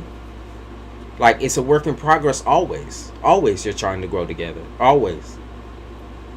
And it's not going to be whoever this man is. It's not going to be any man like these men that you dealt with. Any man. So when you out in the dating pool again, like when you put yourself back out there, be honest. Be straightforward. You do not have to be sweet. Okay? And I know you're like, well, I'm not sweet. No, I do give him criticism and stuff like that. It's not that. That's not what I mean by sweet. You like to spare feelings and emotions, and you like to spare them from, like, you like to spare them basically being overbearing, but you're not overbearing. You're not overbearing. How is what you want, exactly what you want, overbearing? It's like, okay, if you're trying to find exactly what you want, go after exactly what you want. Don't settle for half of that. You know what I mean? Don't settle for half of that. Settle for more, even more than that. The closer you can get, the better. That's what I'm saying. Fuck it. Even if you gotta act like a crazy ass, I'm not saying attack somebody, but I'm saying I talk about crazy ass bitch, right? To get some of these nasty ass niggas off of you. It just takes one real motherfucker to change that whole entire mindset you got going on about those men, because those are not men. Those are toys. Those are boys. You know what I mean? Those are boys. Boy toys. They're very, very replaceable because they all act the same. I stopped sparing feelings, but you're still... I don't know how to describe it, but I think it's like you're still afraid of putting yourself out on the line. Instead of telling someone that you're like disgusted with them and you don't want anything from them, you'd rather spare that. You'd rather not say that. Like, well, that'll cause me trouble. No, what the fuck it won't. State what you do. State that you are not what I want, and state that when you find someone who is what you want, you simply state that. You don't have to overcomplicate or overthink or try to, make up some elaborate scheme or lie. You don't gotta do that. I'm telling you right now, you don't. You're ugly to me, and I don't want you. Get away from me. Do not be afraid of being alone, because it is better to be alone than be with all these fake ass niggas, right? It is better to be alone than with all these fake ass bitches. Because all these fake ass bitches want is pussy. They only want your pussy. That's all they see you as being good for. Is pussy. That's all they see. Because that's what they've been with up until now. Is girls who just give it without the emotions, without the feelings involved, and they're gonna treat you the same goddamn way. They don't want no goddamn relationship. They just want pussy. It's that simple for them. So it should be just as simple for you to be like, you're an ugly piece of shit and I don't want you. That's it. That's all I gotta say. That's all I gotta say to you. And I'm telling you, the man that will be right for you will be able to, not only will he take the criticism, right? In the criticism, first of all, the person that you're going to be into, you're going to be attracted to, okay? Physically attracted to. You're going to be attracted to the personality, and you're going to be physically attracted to them as well, right? That's for one. And for two, they will be able to take the criticism. Though they're harsh, they will be able to take the criticism. Just like you should also be able to take the criticism, okay? The right person will be able to sit there patiently with you and willing to go through all of that with you, to sift through all of the shit, right? All of the concerns, just like you will sift through all of their concerns. It's equal give and take, equal responsibility. You're too loving for these retards. I'm gonna be real with you. They're just retarded. That's my view. Is that they're retarded? They're just dumb. Okay, you're too intelligent for that. Just do not pass that, dude. Pass that, because there's such a waste of fucking time. Your brain moves really fast sometimes, and I can see that. I can see you get really tongue tied and tied up. And it's not, like I said, I don't think you're too nice. That's not what I'm saying. That's not what I'm saying. I don't think you're too nice. I just think that you forget yourself in a lot of these situations because you're so busy thinking of, oh, what does this person want from me? Is it this? Is it that? Oh my God, he's doing this, he's doing that. I think you get caught up in confusion on what a person wants from you. When in reality, it's like, what do you want from them? You should be focused on that. Like, do you want anything from them? Are they attractive to you? Are they ugly to you? Are you like, you're butt fucking ugly and I don't want you? All they do is sexualize you, make you feel some type of way. And yeah, any man for the most part is going to sexualize you. But at the same time, respecting you is the main thing that should be happening. And it's not happening. And it's not happening. And it does affect your confidence. And it does make you feel like shit. Okay? So while he can sexualize you, can he shut his fucking mouth for at least the first week about sex? Right? Can he shut his fucking trap about sex for at least 2 weeks to have a fucking conversation with you? Those are things that we should be putting on the priority list over here, Shaquille. Can he just calm his nuts down for 5 fucking seconds? Sit the fuck down, nigga, and have a conversation. Just talk. Just fucking talk. Not from the aspect of even like a friendship. It's just talking as two people who don't know each other, right? Don't act like you know me just because you like my body. Don't act like you know me just because you know I'm a certain way. Don't act like you know me. Let's just talk. Oh, I know your type. No, the fuck you don't. You don't know me. Sit down and get to know me. Don't assume you know me. Type shit. The Taurus in me is coming out.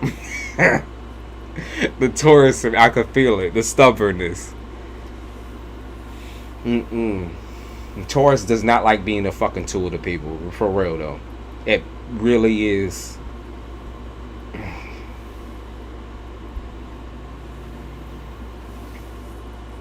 You say he didn't mention sex. We hung out and go on dates, which is what was wild. Okay, but here's the thing, though, right? Here's the thing, though.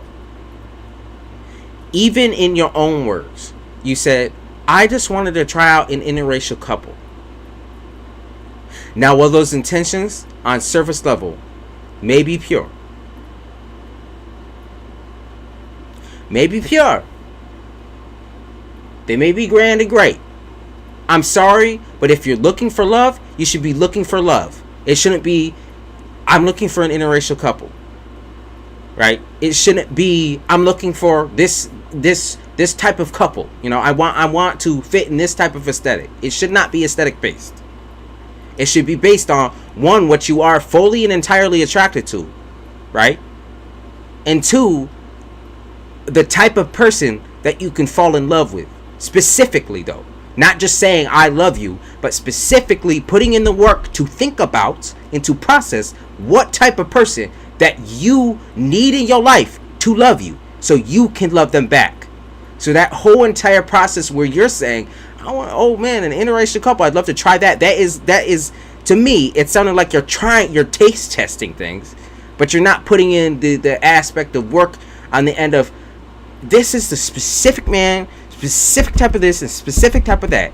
Though he can be a friend and he could be good company, it does not mean that he's going to be a good partner. Because yes, like I said, you make friends with men and like all that type of shit. There's nothing wrong with making friends with a man, okay? There's nothing wrong with it, okay? You're not doing anything wrong. That's not what I'm saying. But you are doing yourself wrong. But it's like you can befriend him, but to be close to him, to get to know him, you've already felt him out, and you are still questioning the relation. You're still questioning whether you like him or should like him or not. And that should tell you, if you didn't right off the gate, right off the motherfucking bat, be like, this is my type, this is my man, this is, whoa, shit, this is crazy. You shouldn't even fucking have to. You shouldn't even have to sit there and question it. If you put that list down, then put it to action, instead of settling for things that just mosey your motherfucking way. Some dumb ass, blind ass nigga who just moseys your way, trying to cause problems. He's a hoe and he's stupid. Hold yourself accountable for the things that you are enacting out, because you're tired and exhausted. If you're tired and exhausted, then don't go after anything at all. The moment that you get your pep, the pep back in your step though, focus on love. Focus. Do not let that go just because someone comes your way and say, I like you. You know what they like? They like the chase. They like the fact that you're rejecting them. They like the fact that they have to work for that pussy. But they don't like you. They aren't liking you. They're liking the chase. The cat and mouse games. They're addicted to preying on a specific type of woman. They are. That's what it is. Just like a specific type of woman can prey on a specific type of man. He likes that. He don't like you. He don't know you like that. And you haven't even given him barely anything to go off of to really, really know you, though. Really know your insecurities. Really know who you, really deep down know who you are. Deep. Make him a friend. He can be a good ally, right? Because it feels like that, right? It feels like that now. But just wait. Just wait. The moment you don't give him that pussy, the moment that you show no signs of falling for the trick or the trap, watch that, how fast that nigga just disappeared. Like fucking Casper the Ghost up in this bitch. Houdini. Just disappeared suddenly. Whoa, he's good. Where the fuck did it? Why isn't he responding to my call? I thought we were gonna hang out tonight. We were just hanging out as friends and going to this and going to that. You know, and you know, and you knew his intentions from the beginning. So do not feel hurt or blindsided. What you also know is that this nigga's ugly to you, and he's ugly for a plethora of reasons. So be honest with yourself.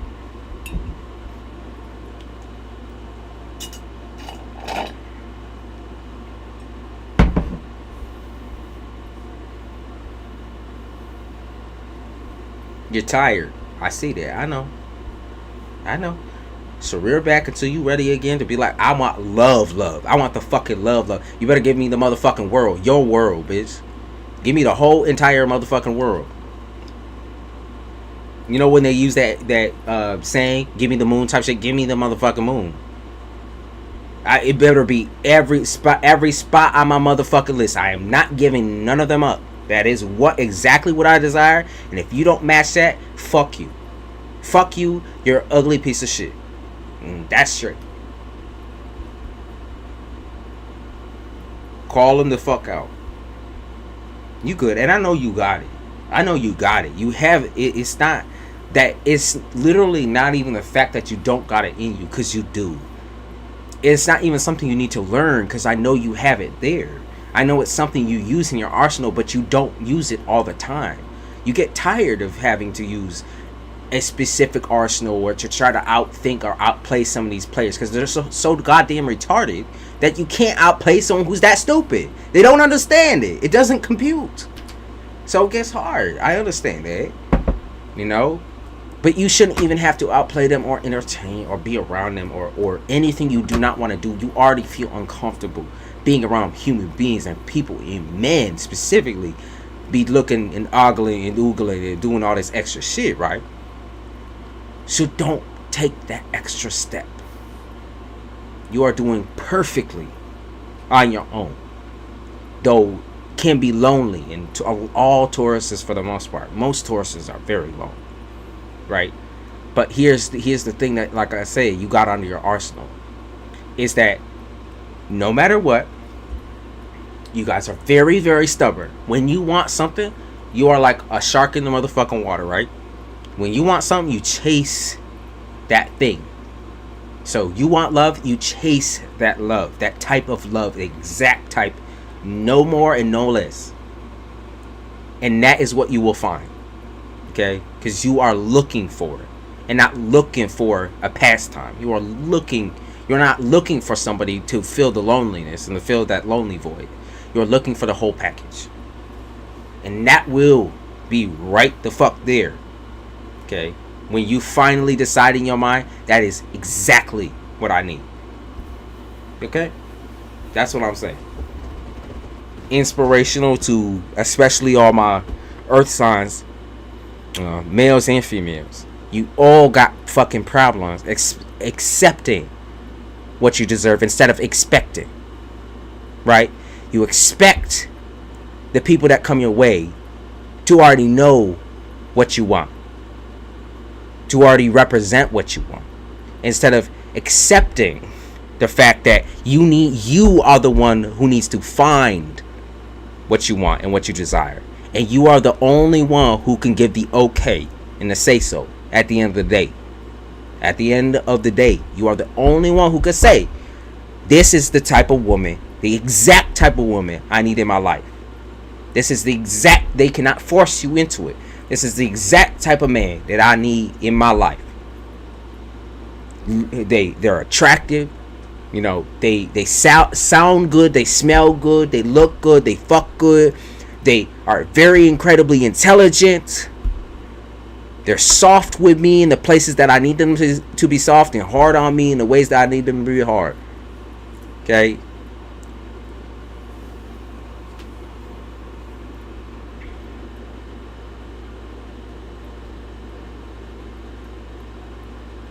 Hey, Dancing Fire. I knew a Leo was going to come up in here. I kept talking about that Leo energy. That shit is insane.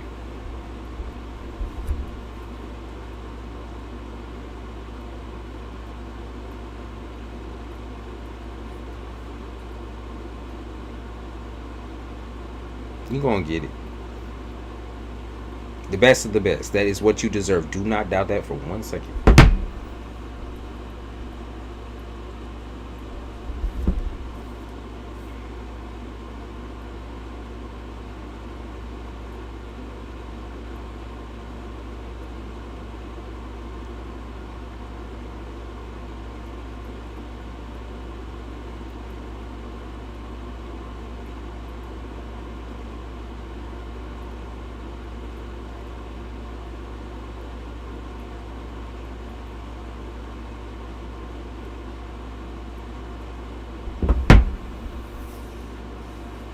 You are Leo 2 rock out? Leos. I wonder whoever he is will come. You have to find him. Okay? And it's not an easy journey, but it gets more fun when you finally just start outright rejecting the people that are trying to waste your time. And you don't even need to wait a day to know. It's in the way that they approach you, the way they look at you, the way they take you out for that date. The moment you start feeling that disappointment, it's not okay, it's not when you're unsure, right? It's when you're disappointed in someone's actions. You got me? So the place of rejection, you rejecting people, should come from a place of feeling disappointed by someone's actions, because you already know at the end of the day, there's certain things that just irritate you to the extreme with majority of these men, majority of them, right? So it's not like you're completely stupefied and you don't even know where the fuck you're going. You don't even know who you're dealing with. You know what type of man you have been dealing with, right? Okay? You already know. That's the thing. You just got to differentiate. The moment you feel disappointed, you have to walk. Okay? And when you say you're unsure, then continue on with it. Okay? Continue on figuring things out. But when the moment that they say or do something that's disappointing to you, and you feel that on a deep level, then leave that where it's at. Don't take that person with you on the journey, right? Just leave that where it's at. Leave that thing where it's at. Because, if you were just curious about somebody or unsure of somebody, that's one thing. But when someone truly disappoints you, like whether it's even if it's in a way that seems shallow to some people, like disappoints you in the bedroom, because let's be real. So for some people, it's a necessity. Physical intimacy is a necessity, or someone's disappointed in other aspects as well, like in the means of communication, or in the means of they don't have the same values or morals. It's just disappointed. Their views on politics, even some people care about politics. Okay, it's easy to disappoint or hurt me. So make sure you are feeling from that place, and the moment that you start feeling like the moment that you find the man that for once in his life cares, it's like fragile. It's not that you're just fragile. You're a human being too. You're a human being first before you're a sex object. You're a human being first before you're someone to fuck or something to fuck or something to play with and joke with and be sarcastic with. You're a human being first. And so when someone doesn't care about your feelings or your emotion and just stomps all over them, runs all over them, walks all over them, it's not supposed to feel good. It's supposed to hurt. It's supposed to be disrespectful. They're disrespecting you to your face on purpose, because they do not care about your feelings or your emotions. That's why. They do not take it even into consideration. But the moment a man for real starts taking you into consideration, you will realize it, because he won't disrespect you, disappoint you, or hurt you. Okay? At least not intentionally. Right? He's not going to say something to cause that trigger in you. He's not going to do that. You know what I mean? He's going to actually take your feelings into consideration, ask you more questions, be more vulnerable and available to you in order for you to understand what type of man he is, so that you can trust him. Vice versa. You start opening up a little bit more as well. You are not fragile. You're just feeling normal human things. Okay? Disappointment and feeling hurt is a normal human thing. Especially when you're dealing with these people who are so shallow and ignorant. And trust me, I deal with it with women too.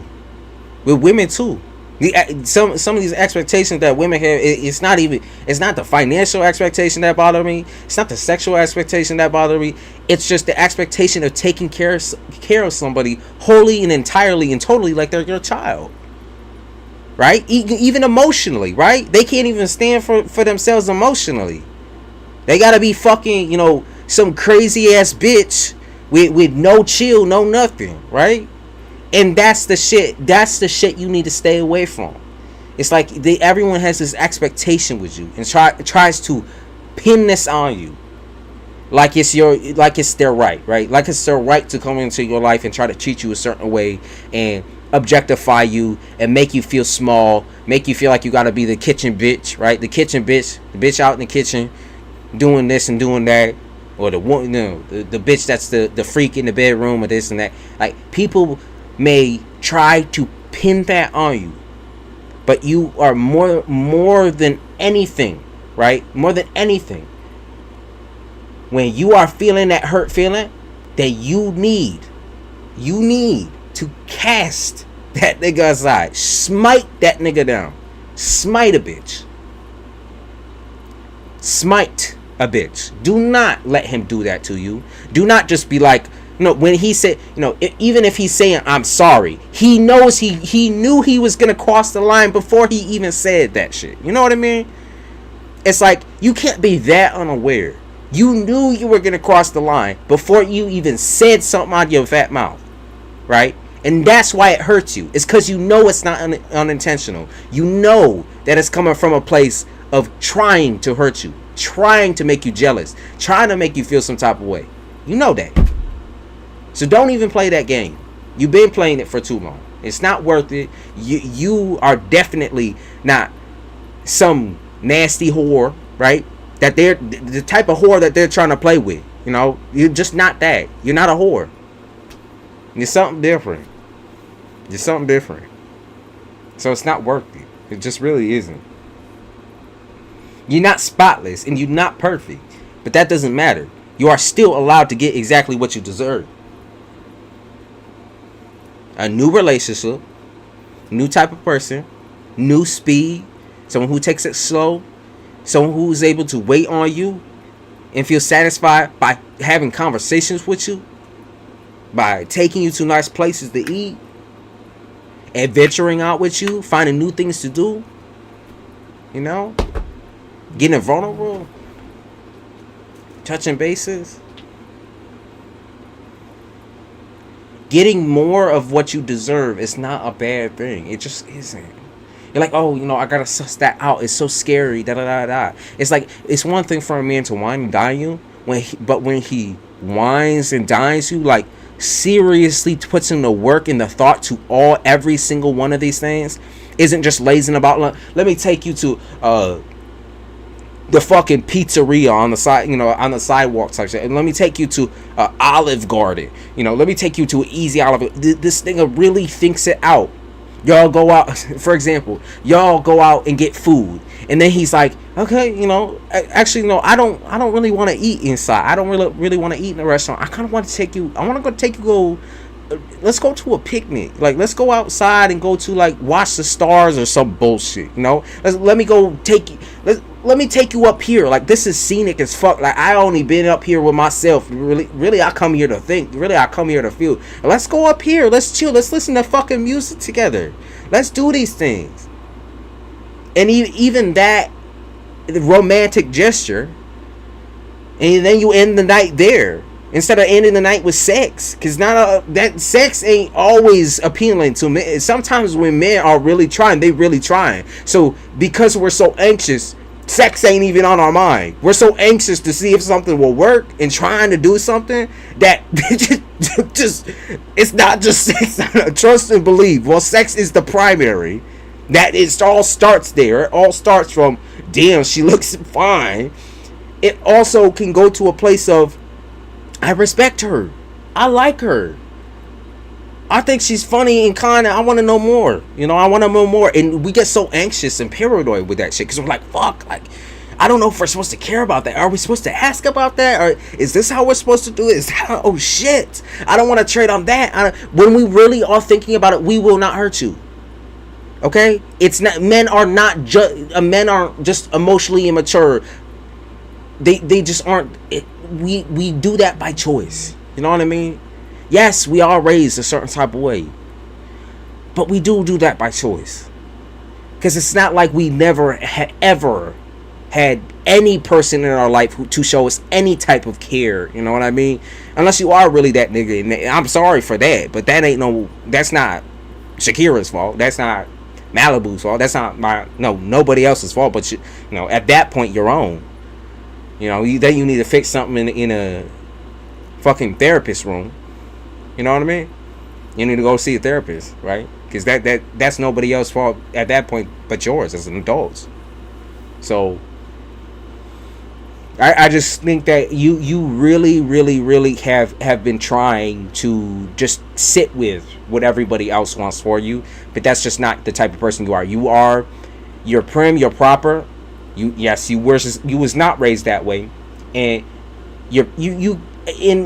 when people try to describe you as picky or prissy, tell them to go fuck themselves. Tell them to go fuck themselves. Because even at that point, like even as a man, I am not going to be dealing with no woman that is gunning after one thing. You know what I mean? Gunning after just one thing. Like, I know you could take care of me. Like, oh, is that it? What the fuck you going to be doing for me then? Bitch, what the fuck you going to be doing for me then? I know I can take care of you. I know I could deal with you. I know I could be vulnerable with you. But what the fuck you going to be doing for me then? Because sex ain't a problem for me. It's not sex that's a problem. It's finding someone intelligent type shit. Someone with a motherfucking brain. And a place to put one. You know what I mean? That's the shit I'm talking about. And yes, that is what they describe as like a classical romance. But let's keep in mind though too, that what we have seen as a classical romance isn't actually real. It's not like we don't see the behind the scenes of how much work that fucking takes. We see the romanticism, the fantasy of it all, right? We see a fantasy. We don't see all of the work it takes for those two people to communicate. They don't just click. It's not like they just click together and their lives are together and they're this and they're that and they're, it's all that, it doesn't just become that overnight. It takes work. It's so much work. But it's all worth it because you always feel like you're getting something from it. You never, ever, ever feel like you're on the ass end of a situation where you're barely getting anything from a human being. You're barely getting anything from this person, right? You should never, ever, ever feel like that with your partner. You should always feel like you're getting that 100%. Even if they're not feeling good, even if they're not feeling well. In certain stages, people go through depression, they go through loss, they go through all that. But that's why you comfort them through that. And they don't change up on you. They don't switch up on you, even through that. Because what the fuck is the point of being with you if you can't take a little bit of fucking pressure, right? I've been taking pressure my whole motherfucking life. What the fuck is the point of being with you if you can't take no motherfucking pressure? If you can't take the heat, then don't cook with it. Don't try to deal with nobody else's life then. Don't try to be in anyone else's life if you can't handle, a second person. A person who may have their own issues, may have their own problems. But like I said, it's willing to put in the work. They're going to sort out their issues. It might take some time. Got to be patient. Got to be thoughtful. You can't sneak around. Right? Like, y'all gotta realize, like, as a man, it's crazy because it's crazy out here because a lot of the time it's like the expectation is that we're talking to 21 different people. But can I tell you something? I can really, if I'm going out there serious, if I'm going out there completely and utterly serious, like, just, I can only talk to one person. I can only talk to one single woman. One woman. Because my mind and my anxieties, my issues and my tendencies prevent me from dealing with, unless it's just sexual, another woman. And even then, when I get my emotions involved, it's heavy and it's hard. It's hard hitting. It ain't got nothing. I won't even be able to fucking focus on another woman. Because at the end of the day, I'm giving you 100% all the time. It don't matter, And so, like, not all men are going to be in that position of, I'm going to date around, I'm going to figure it out along the way, and this and that. That's lazy.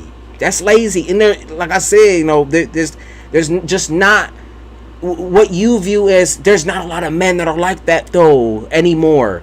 It's not anymore. There was never a man really like that. They're being created now. I hope you realize that.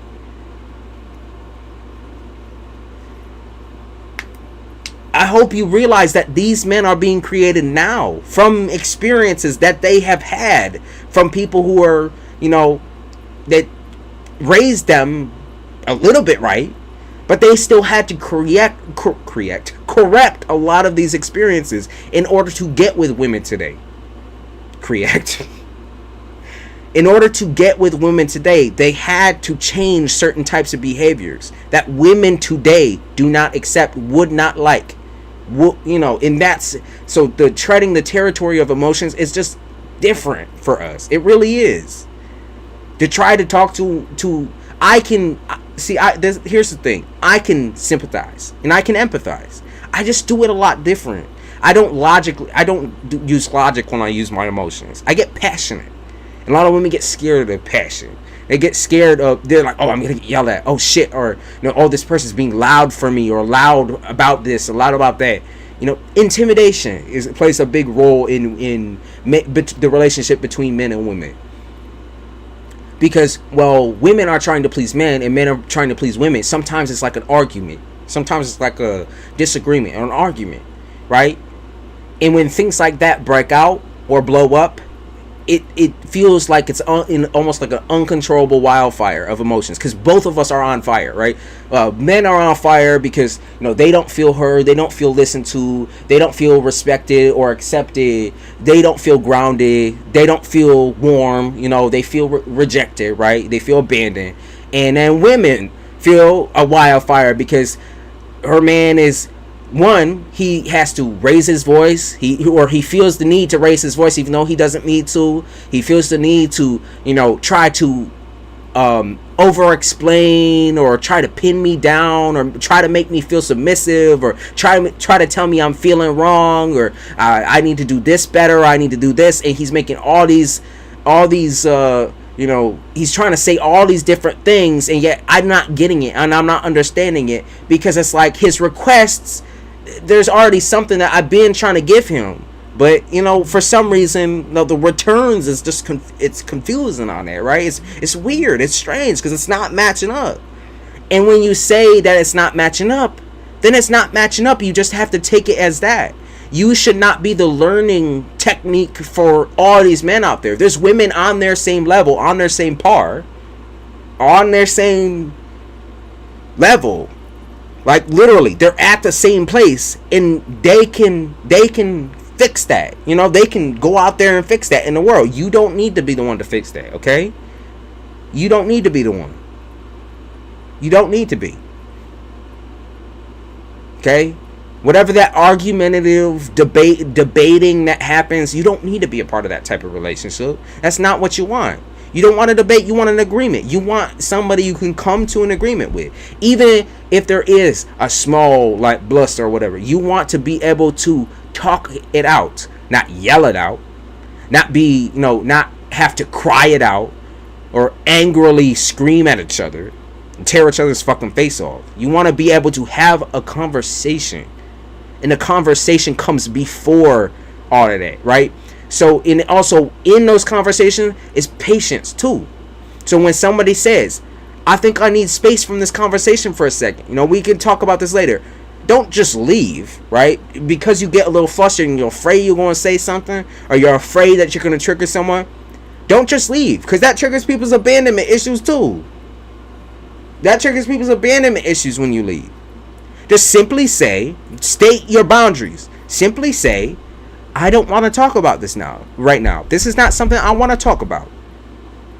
And leave it right there. And then whenever that person would like to talk about it again, it will come up. Right? Because you respected their boundaries. Don't leave. Right? Don't leave. Right? Don't just walk away. And men are taught to walk away. We are taught to walk away. Or hang up. Or leave the situation entirely. We are taught to do that. Because when the heat gets too hot, right? When the heat gets too hot and a man gets emotional, a woman will say, you're a pussy. You're too emotional. So the same thing that we say to y'all is said back to us and repeat. The same thing that was said, you know, your father said to you women out there. Your father kept saying, oh, you know, or to your mother, what is said to us. And it's just constant back and forth abuse and neglect. That's just shit like that can't happen no more. And we're changing. right? Men are so different today. We're navigating things a lot more than we used to.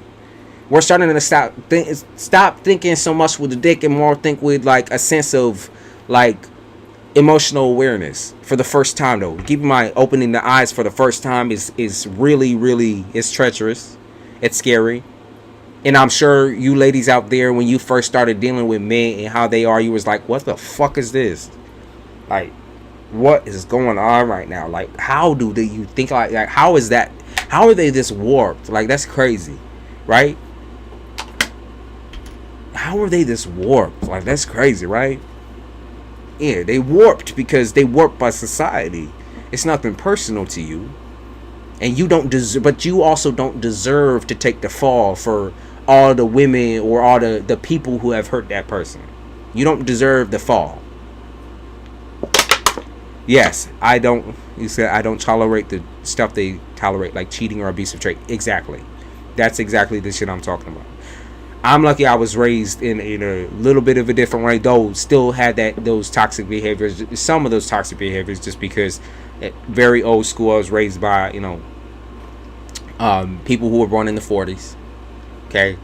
So for me, my process of dealing with certain things still was toxic. When I actually took the extra step, when I was into the throes, the highest level of addiction, I had to go and get someone to help me with that. And once I did get help with that, I learned what was good about what was taught to me. Because like I said, my grandparents were more like new school. And new school for that era, even for this era, because I know there's still people in the South right now, in the South of where I'm at right now, who still treat women the same way they treated them in the 60s, right? The same way they treated them in the fucking 1910s. You know what I mean? They still treat women that same exact way. That the abuse is okay. That the putting the woman in the kitchen is okay. That the woman always needs to wear makeup and look her best. Even though, like I said, men will 99% of the time fuck anything and everything. And no matter what it look like, really. You know what I mean?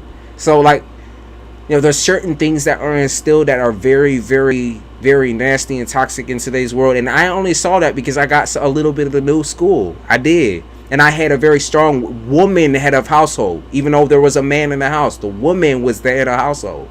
So for me, the perspective is just sometimes a little bit different from how most men see.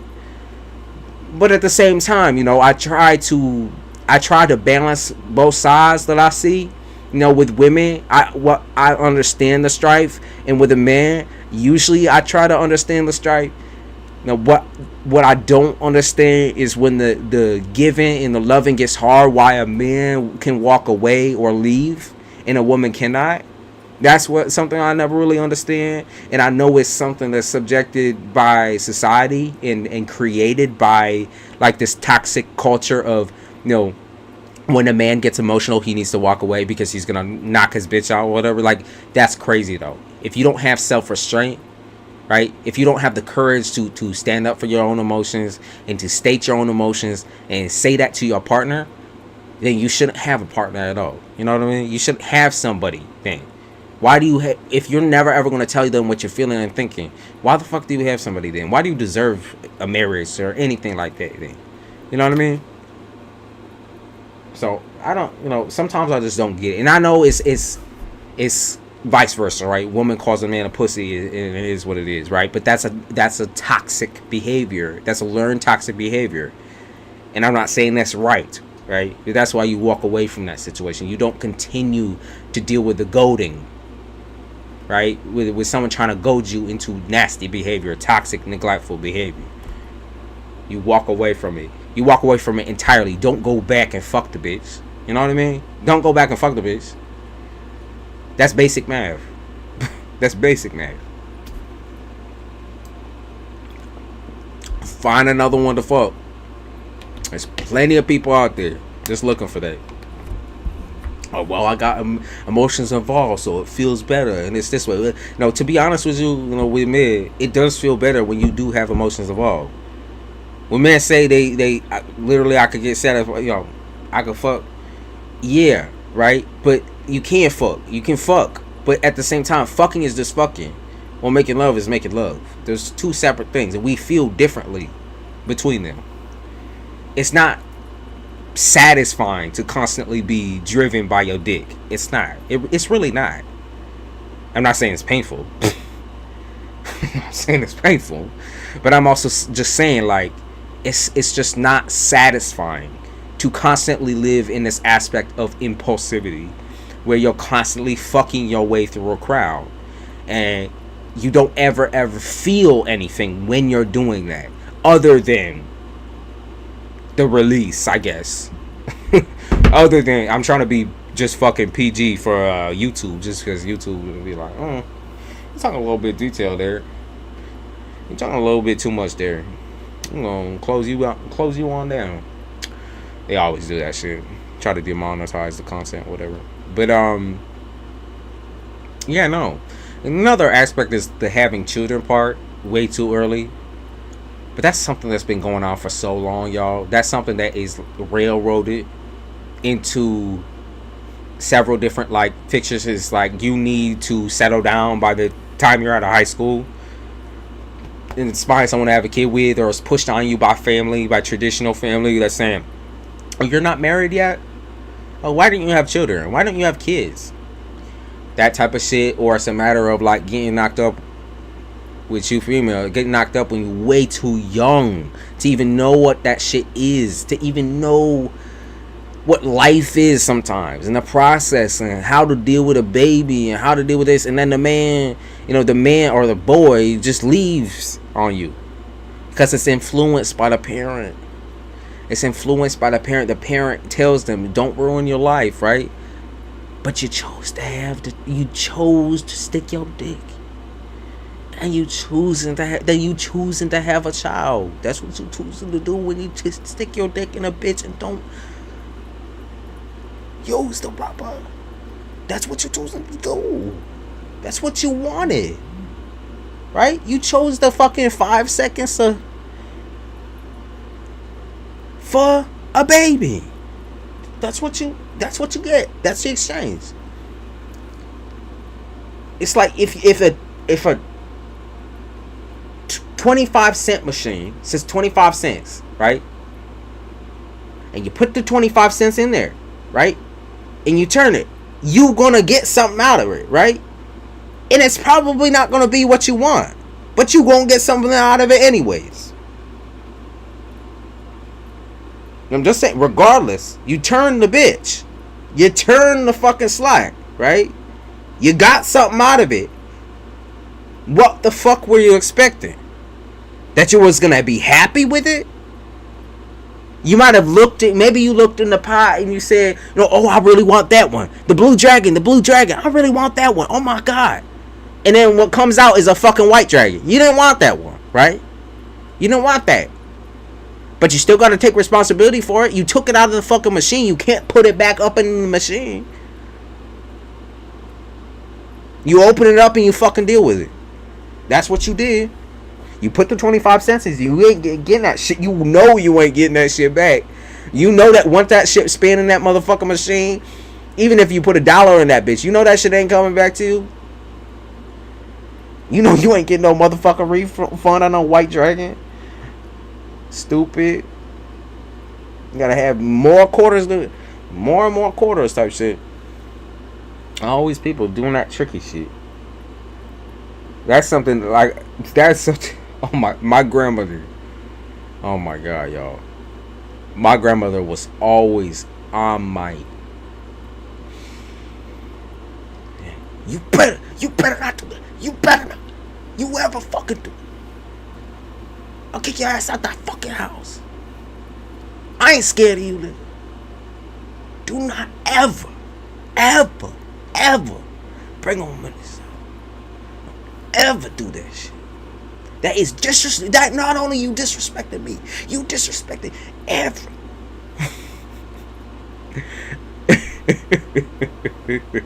Scrunch your face up and shit. I ain't taking care of another. I ain't doing that shit. I'm too old for this shit.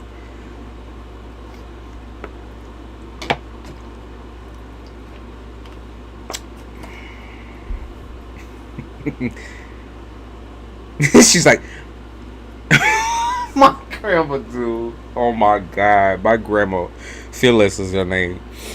She would say shit like,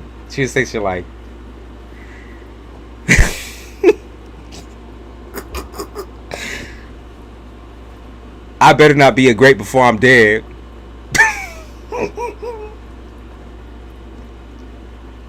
She say, I better not be a great before I'm dead. Cause this woman knew. She knew. The moment that I mother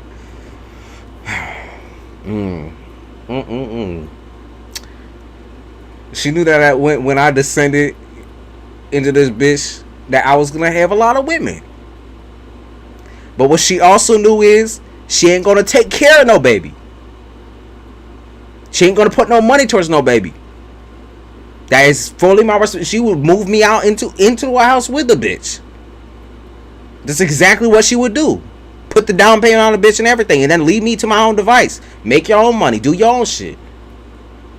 I will never abandon you. I'll talk you through it. I'll walk you through the steps. But I ain't changing no diapers for you. I ain't doing shit for you. You the one who chose it.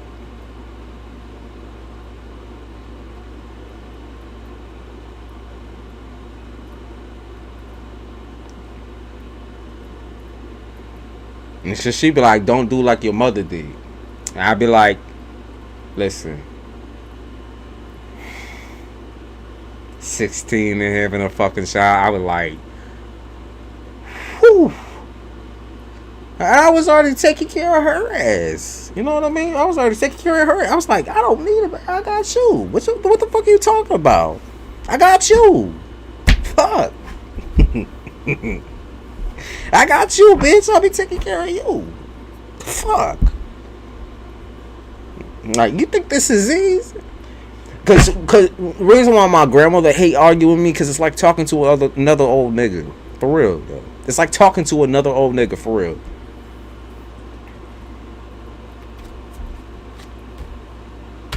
Grandparents, yeah. Me and her argue like I was her motherfucking spouse. Cause me and her could never ever come to any type of decision, like, ever.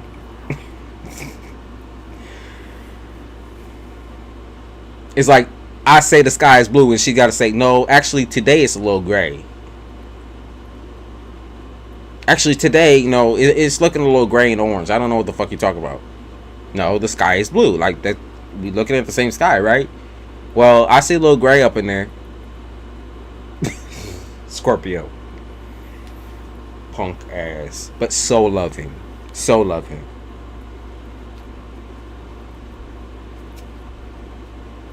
No, actually, the main thing she would say are you retarded? Are you stupid? Are you retarded? Mostly she'd be like, what are you, retarded? Like, chill like that. But sometimes she'd be like, are you fucking stupid? Are you fucking kidding me? Are you out of your mind? The whitest woman acting like the blackest woman, for real. I could not with her.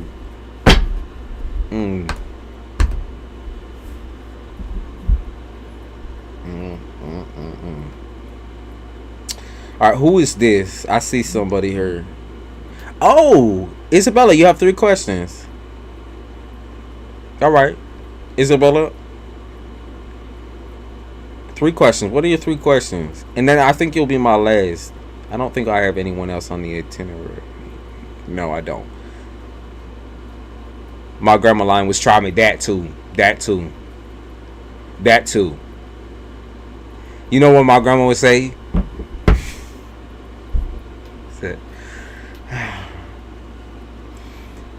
If I was 30 years younger, I would beat you within an inch of your life. And she still tried. Don't get me wrong. She still tried. But she knew if I would always try not to crack a smile and shit, right? I always try not to crack a smile.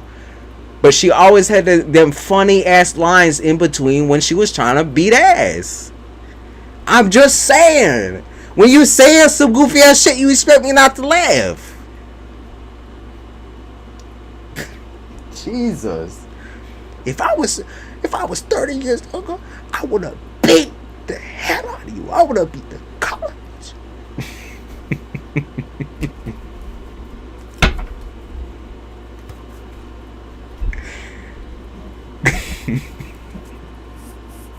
I can't with her, dude. She make me giggle.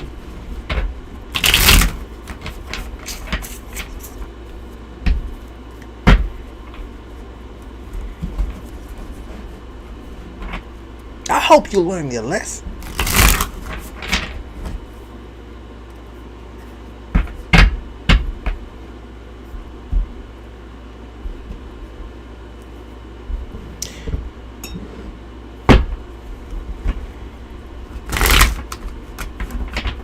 Every time we went and do our chores, oh my God.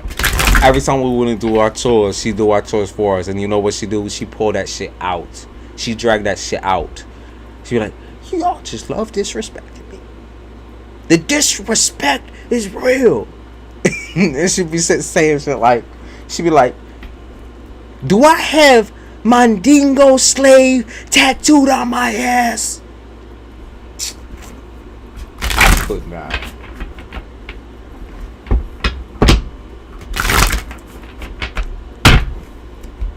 And you never ever wanted to get to that tone or that statement.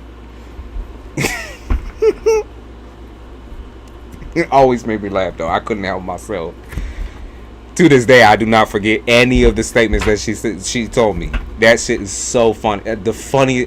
The most unintentionally funny person alive. For real. Alive or dead. For real. The sarcasm and everything. It just played. It was just so funny. And I still use some of that shit today. Y'all already know. Now, let me see. How will recovery go for this upcoming surgery? The first one didn't go the way the doctor wanted to. It's going to be an emergency surgery. We're just waiting on insurance. I'm nervous.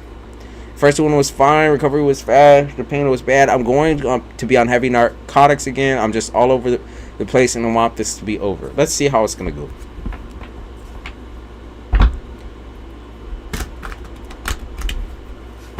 When I was lazy, you're like a bump on the log. Oh my God. If I was lazy, my grandmother, like I said, would drag that shit out. Or as long as possible. As long. She make you want to do the laundry every single fucking day from there. Trust and believe. Let me give you a damn migraine talking about that shit. You're like, are you still talking about that? Are you still best believe? I'm still talking about that shit.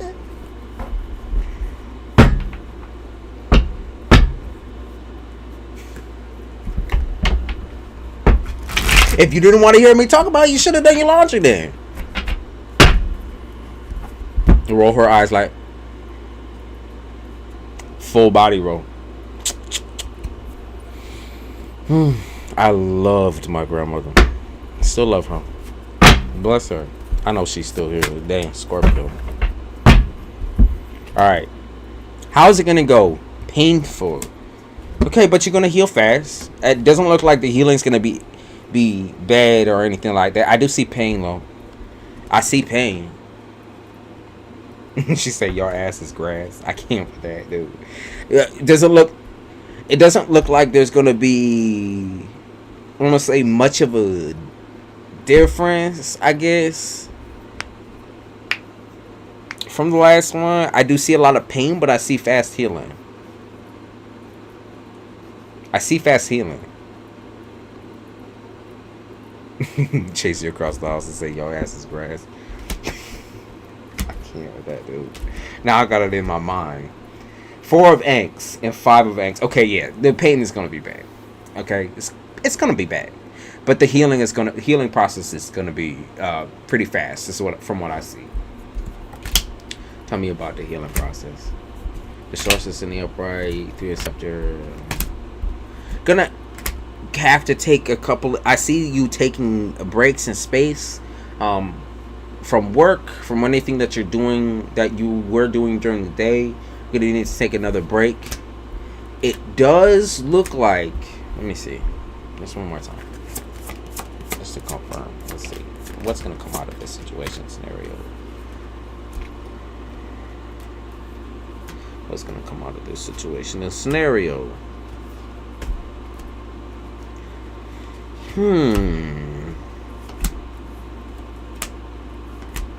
I think more clarity is going to come out of the situation, because to me it almost feels like they're very much going in blind. Not to make you nervous or anything like that. It looks like I said, similar pain tolerance, pain and stuff like that, as the last one, but way faster healing than the last one, I feel like. But there's also like just different aspects I think they don't really necessarily still know. And so it makes it very difficult to treat something that you don't necessarily know. You know what I mean? Why it's happening or what's going on. I just think there's a pattern of treatment that's not good. You know, it's not good for you anymore. And I don't think I don't see you having to go through this again. I think that the next steps after this point aren't going to be connected to a surgery. Okay? I think it's going to be something way easier, way simpler. Okay? Way easier and way simpler than what's already being done, because that's insane. That's impossible. No human can withstand that much within that small amount of time. Okay? Good day. I couldn't even speak.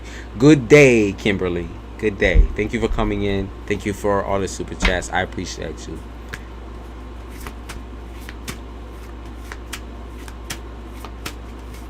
That's what it looks like, Isabella. It's very slow, but I don't think you're going to have to do another surgery. Honestly, I see you dealing with it in another way, finding another inclusive plan in order to heal, because this is ridiculous. I just think this is ridiculous. I even see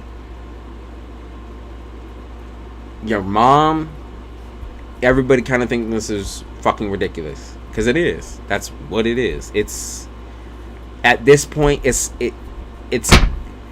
starting to make you question, I guess, whether they even really have it under control and know what they're doing, know what they're saying, know what's going on. That's what I'm seeing, what the end result of this is.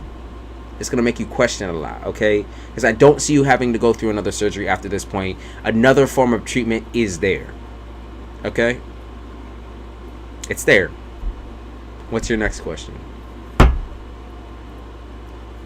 That candle is so damn. That bitch be taking up my whole damn room.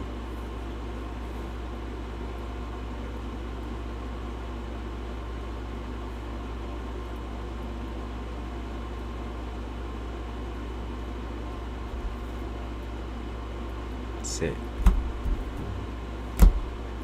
What soulmates? Thank you, Malibu.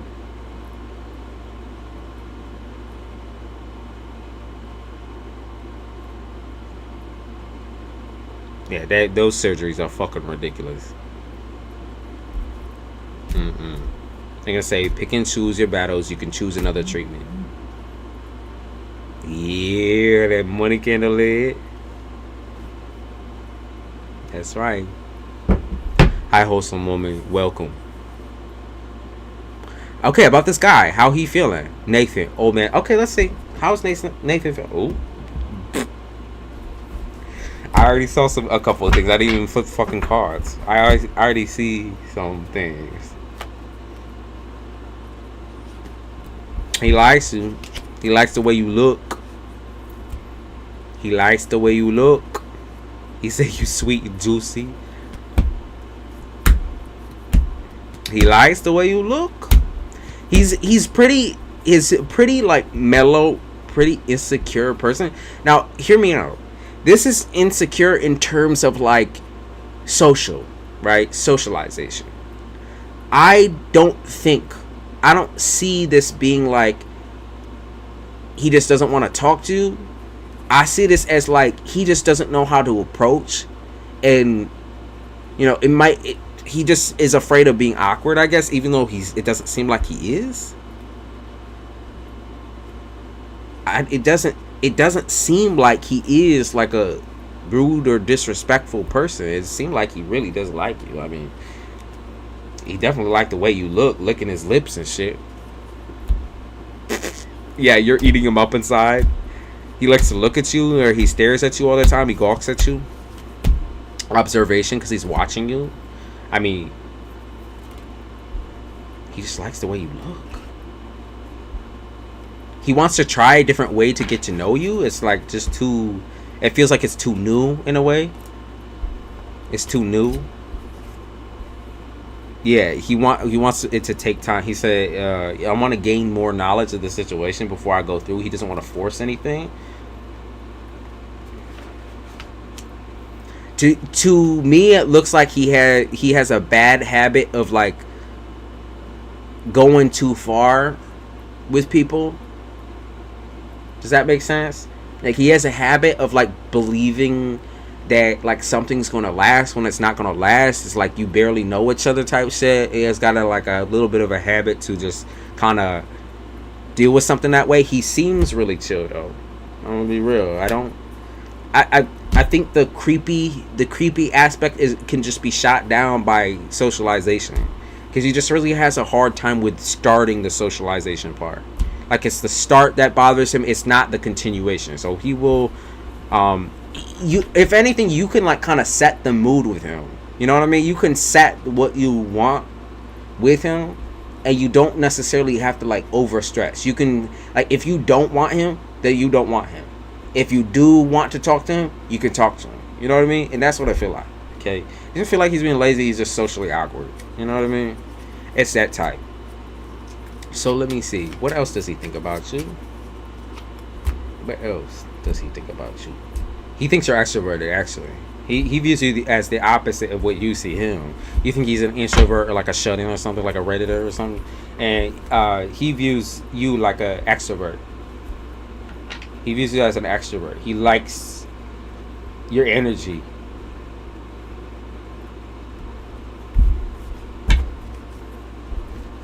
He can tell almost that you're fragile. He can tell in certain ways that you're fragile, though. That you're sensitive. He can tell. And the Chariot, Wheel of Fortune, and Warrior of Swords. You know, I mean, you know, it's interesting, because I think that there's certain vibes and certain feelings. There's certain pros and cons that you can see with him that you can't see with the other one. While the other one has been like, oh, this is interesting. This has gotten so passionate so fast. This one's like slow and steady wins the race. Like, you're actually feeling like a little bit more calm, like at your center. It's less of like wanting to just... It's less of wanting to just shoot through the relationship, and more just wanting to stay chill and calm and talk to him. Okay, let's see. What would come out of this? Come out of this situation. What would come out of this situation? I'm a little mentally ill for like a Yellow Kitty. He's honest. He's honest, but you like Hello Kitty, so it is what it is.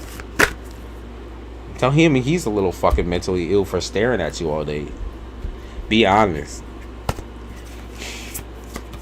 He's mentally ill for gawking. For gawking that way. Even better, Isabella. You cut him off and said, I don't good. Even better. Okay. So, I mean, I'm going to be real with you. It looks like a slow and steady wins the race.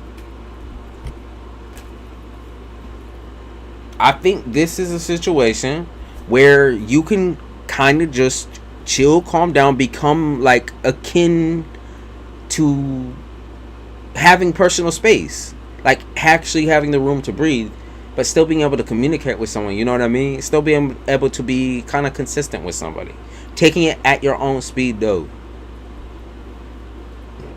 He can say hey to my kitty. Isabella. Isabella. Listen, okay. He's different. He's different.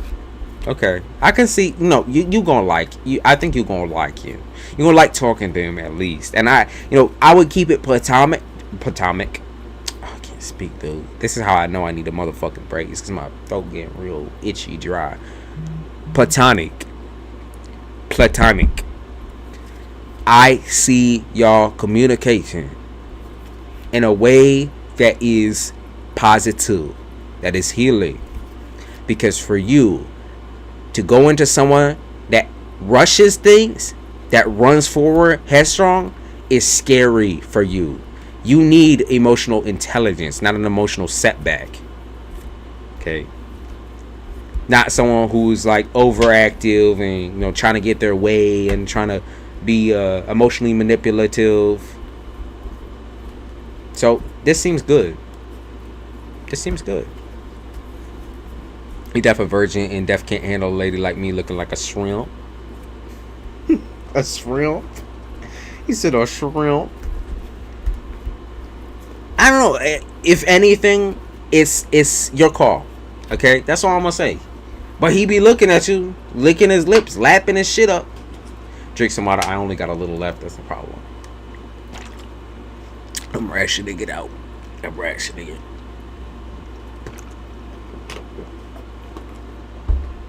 I'm just saying. He like you. He be looking at you. He like you. He want to love you. Looking at them lips. He said, you're different. I'll be dazed and zoning out. That's the truth. That's the truth. He be liking it. Is he in therapy?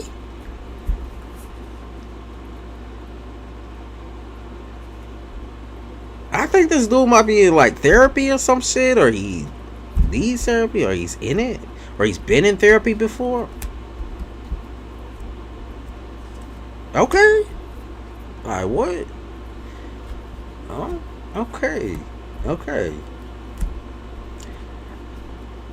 Wholesome woman, my name is Culture. If that's what you're asking. My name is Culture. But ask for his Insta. I would see if he plays hard to get. I don't think he will. To me, like I said, it really does seem like he's really chill.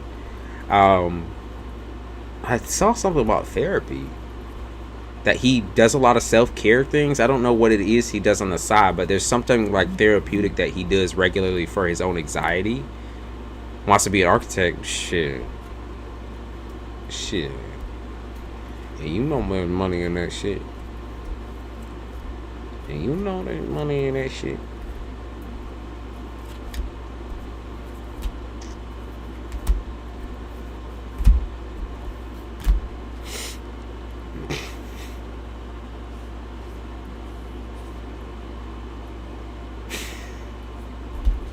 It's about that. Make fun of people till it doesn't open up. How you eat it? I looked at his eyes at all. You're comfortable, ain't that crazy? Isn't it isn't it weird how you're comfortable when you look in his eyes versus feeling panicked and distressed?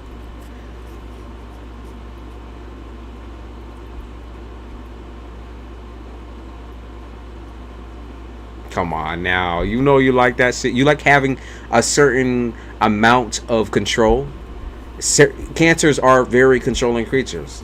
Just like Capricorn. Like I said, you're opposite. You need a certain amount of control. You just do over the situation. Motherfucker want to go to Harvard. We were joking with him like that's the whitest thing. He's smart though. You're bullying him because you like him a little. You like what he sound like. You like that he's confident enough to say he wants to go to Harvard. Isn't that fucking crazy? Ain't that a little fucking nuts? Just a little bit. He's confident enough to say, I want to go to fucking Harvard. That's crazy, dude. He's really that smart, though. You gotta be careful he's not like a ex-murderer. No, come on now. Come on now. I'm playing with you. I'm playing. But come on now. That takes a certain amount of skill and confidence, intelligence, and that. Come on now. Isabella, I didn't see nothing bad to getting to know the nigga.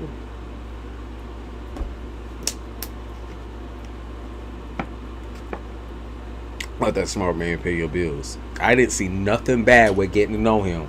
Even if he is on that level of incel. It's not like an incel where he's going to reject you and make you feel some type of way. It's like it's very chill. I pay my own bills. Dr. Rodriguez is 20-30 soon.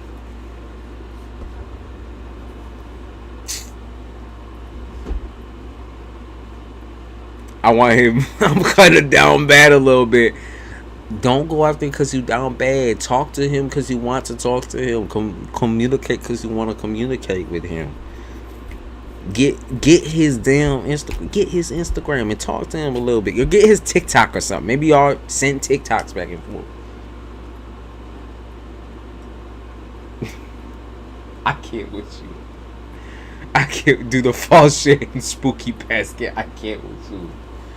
I can't with you.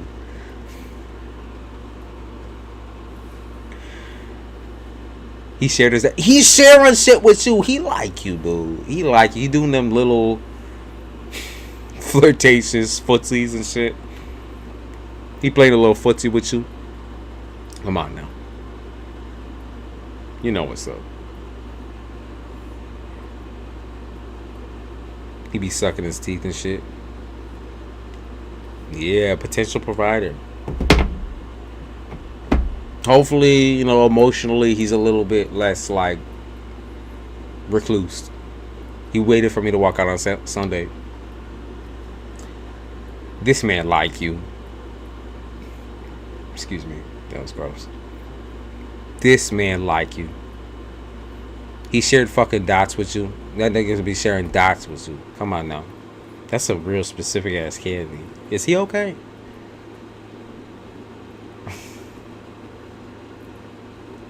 Do they even sell dots anymore? Listen, it's cute. It's cute. So test it out and communicate. I'm scared because it's fun. But it's work, but it's like, this is a first for you. This is a first for you. Who else is he looking at that way and treating that way at work? Nobody. He don't talk. You say he don't talk really to nobody. What's the harm? Just to communicate and conversate. You know, no expectation. Just talk. See where it goes. See where it flows. And take it slow. Take it slow. Hey, and unfortunately, I'm about to get off. We've been on this bit 4 hours. And I've done longer, okay? It's just, my shit getting dry. When my shit getting dry, I know my voice gonna be lost. Lost cause later. Because he got credit, and then we get credit, we get candy. So I share Oreo sorbet, he share dots. That's cute. That's very cute. Come on. Communicate with this nigga. Get up in there. You know you're gonna probably have to take some of the first steps just because he is socially awkward. But at the end of the day, Cancer women enjoy control. They like to be able to control certain aspects, especially first contact, especially contact at all. Y'all like, you'd like that. You like that. And then consistency with both of y'all come second, you know. But first of all, you like to be able to set the mood, set the origin, set everything, set the background, the time, place, all that activity.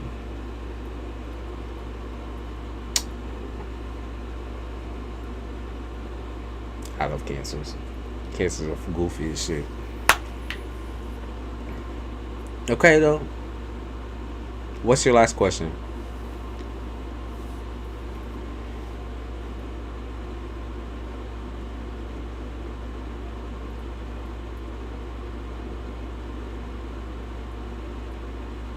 I'll talk to him tonight and get some social media. And if it is ever awkward, at least on TikTok, you can be sending him shit back and forth. You can be sending him TikToks back and forth.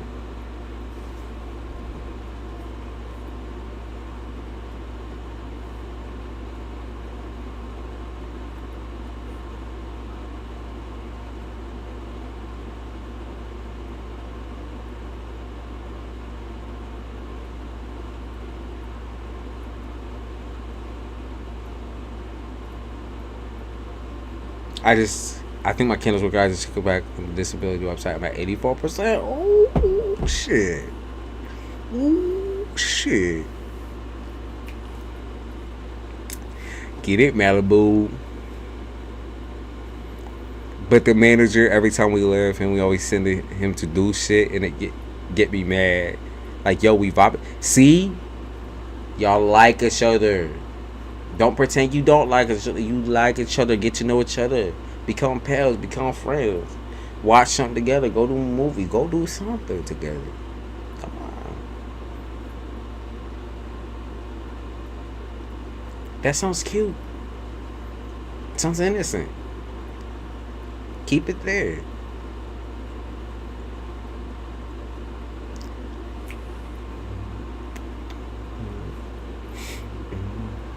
What's your last one, Isabella? I said, I'm out of water. How would a ship go? Surgery. That's for 2 days. Okay, let's see. How will it go? Okay.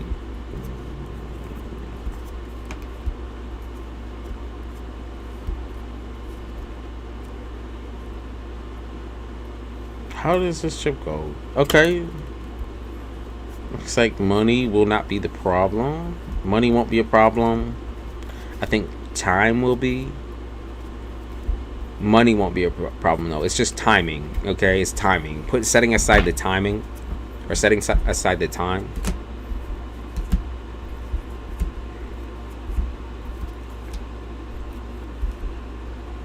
Big bad, big sad. Okay, so how do we get past this timing thing? I'm gonna say that. What is happening here?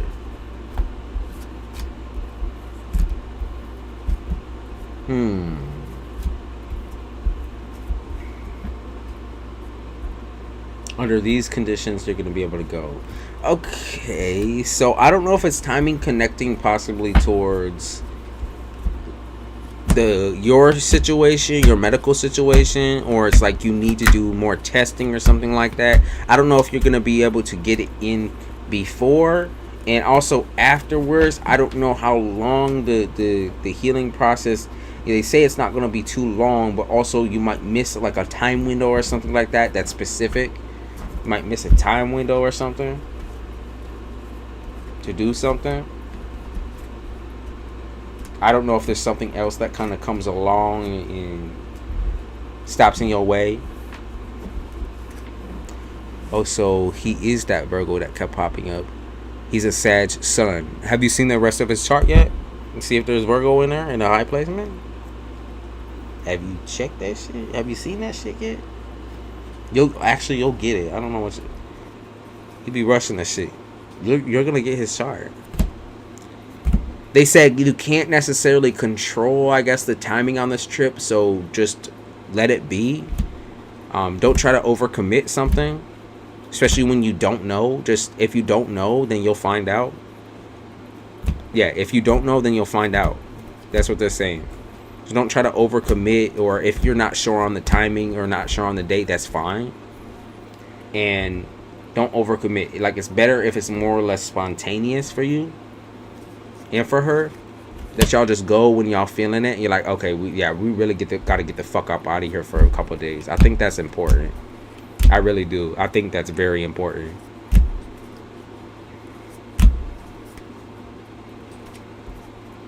Yeah, when you gotta get away from people and get away from the projections and all that. See, I just know December.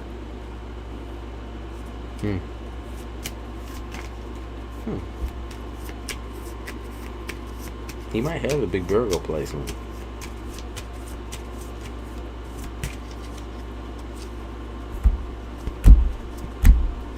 What else? What else coordinating to the trip? They say your mom's gonna kidnap you. Kidnap you for whatever is going on during that time. Make sure she's gonna also make sure you're comfortable. They also talk about weather being a factor, so be careful of weather factors. I'm not sure what's gonna be going on around the time that y'all decide to go, but they said weather might be a factor. Shitty weather. It might not be enjoyable if the weather's bad. You know what I mean? Weather may play a factor. What else? This trip does look like you guys will go though. You guys will go.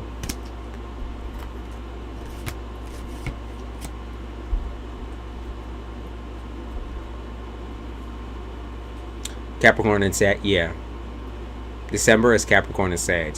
It's he might be even like on the cusp of Capricorn. The very cusp.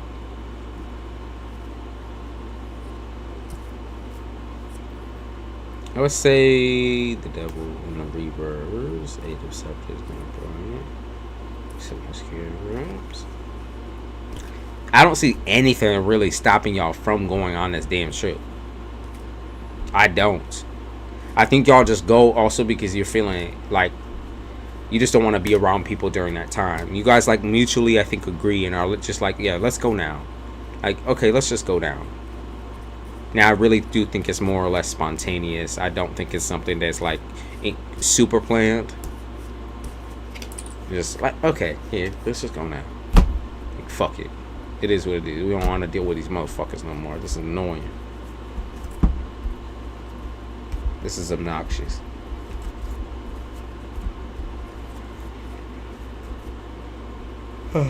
Man. Vacation. What else they gotta say? Ironic for what?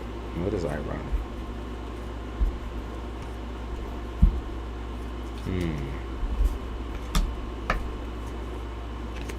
Maybe you and somebody else are going on a vacation at the same time. They talk about irony here. Maybe you and your boy toy.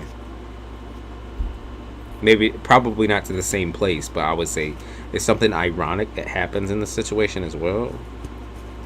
Like, I would say it's like someone shows up or someone's going there or something like that. The irony. Yeah, confirmation that someone might be going on a trip at the same time as you. They say you deserve it. Claim it. They said good luck and goodbye. Meditate. Travel.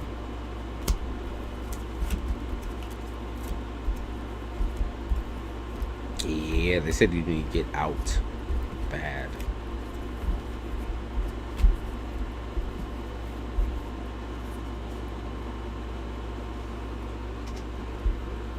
She said she just doesn't want to book a flight, and the surgery is around the time because I have to do some stupid liquid diet again. He do go on vacation all the time. Like, damn, you got money. He said Harvard. Remember what he said? He said confidently, he said Harvard. And no nigga just be pulling that shit out of their pocket. No nigga be pulling that shit out of their pocket. Well, I was going to see Jim, but I don't know anymore. If you don't know, then do not. If you don't know, then do not. That nigga's crazy.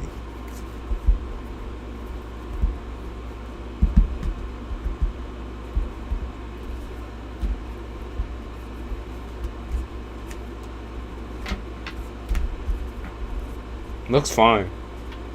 Looks really fun. Whenever you guys do go, it looks very, very fun. Very, very healing. Very, very funny. They talk about funny shit that happens on the street. You better be telling me. Maybe someone gets hit on the trip or something like that, or both y'all get hit on, or people just be acting weird around y'all. Shit. Of course I'd drop it in. It looks fun.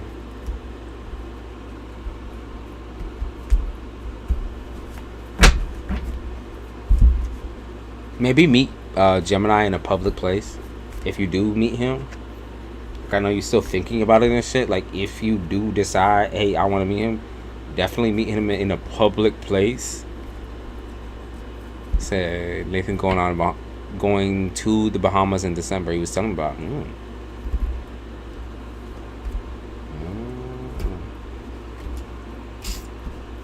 Come on now.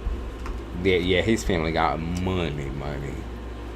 I got something going on. Come on now. He said Harvard confidently that I am going to Harvard.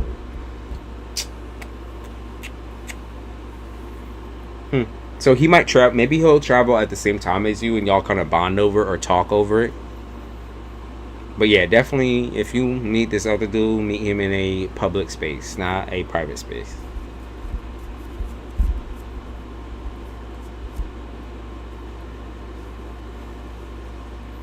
He's heavy Christian. Oh,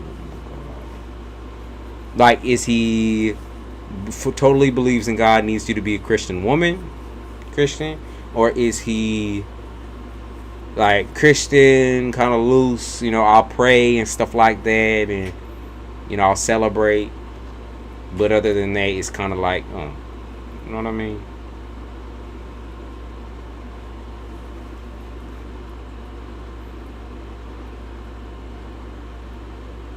What type?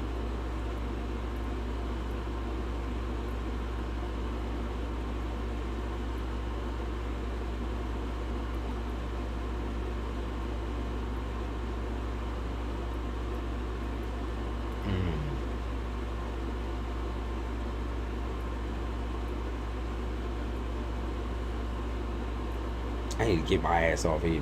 Like I said, my throat is covered and coated in soy wax. It's just this candle. This candle moving, driving me motherfucking crazy. It's so strong. It is taking over the whole room. And get my throat and like in my nose, I can feel that shit. And it keeps moving. Every time I say something about it, it keeps moving over there. Yeah, see, be talking. It don't move until I start talking about a bitch. I start talking about a bitch, the flame be flickering and moving. I'm talking about holidays, how he goes to church every Sunday. His mom making him go to a Christian concert next Sunday. That's why he isn't going to work. Making him go. Okay, so maybe he's not that. Maybe he's like, okay, yeah, church every Sunday. That maybe it's like a family tradition thing, more or less. Does he choose to do that? It doesn't sound bad yet. Until if he starts trying to enforce the Christianity on you, though, that's a problem. You got to ask him a couple of questions about that. Like, are you Christian? Like, you gonna try to knock my socks off if I'm not Christian? Now, you gonna have to ask a couple of questions about that. Come on. Alright. I'm a hop. Is this shit getting out of control? Like I said, I can feel that shit in my throat. It's like when I smoke. Alright, y'all. I appreciate you, Isabella. That reading was very fucking funny. Very goofy, very lighthearted. I appreciate it. Appreciate the energy. I appreciate everyone who popped through the super chats, the CASHAPPs, the PayPals. Thank you, everyone, for popping by. And even if you was just listening, I do appreciate you. These long streams are great and usually have great energy and keep me running throughout the day. So, I'll see y'all later. I'm going to be posting some, probably some all signs, and maybe I'll try out a collective. I might try out a collective. Don't want to get all of his business. Well, you going to have to if you want to get to know the nigga. But yeah, y'all. I appreciate you. I love y'all. And I'll see you in the next one. Thank you.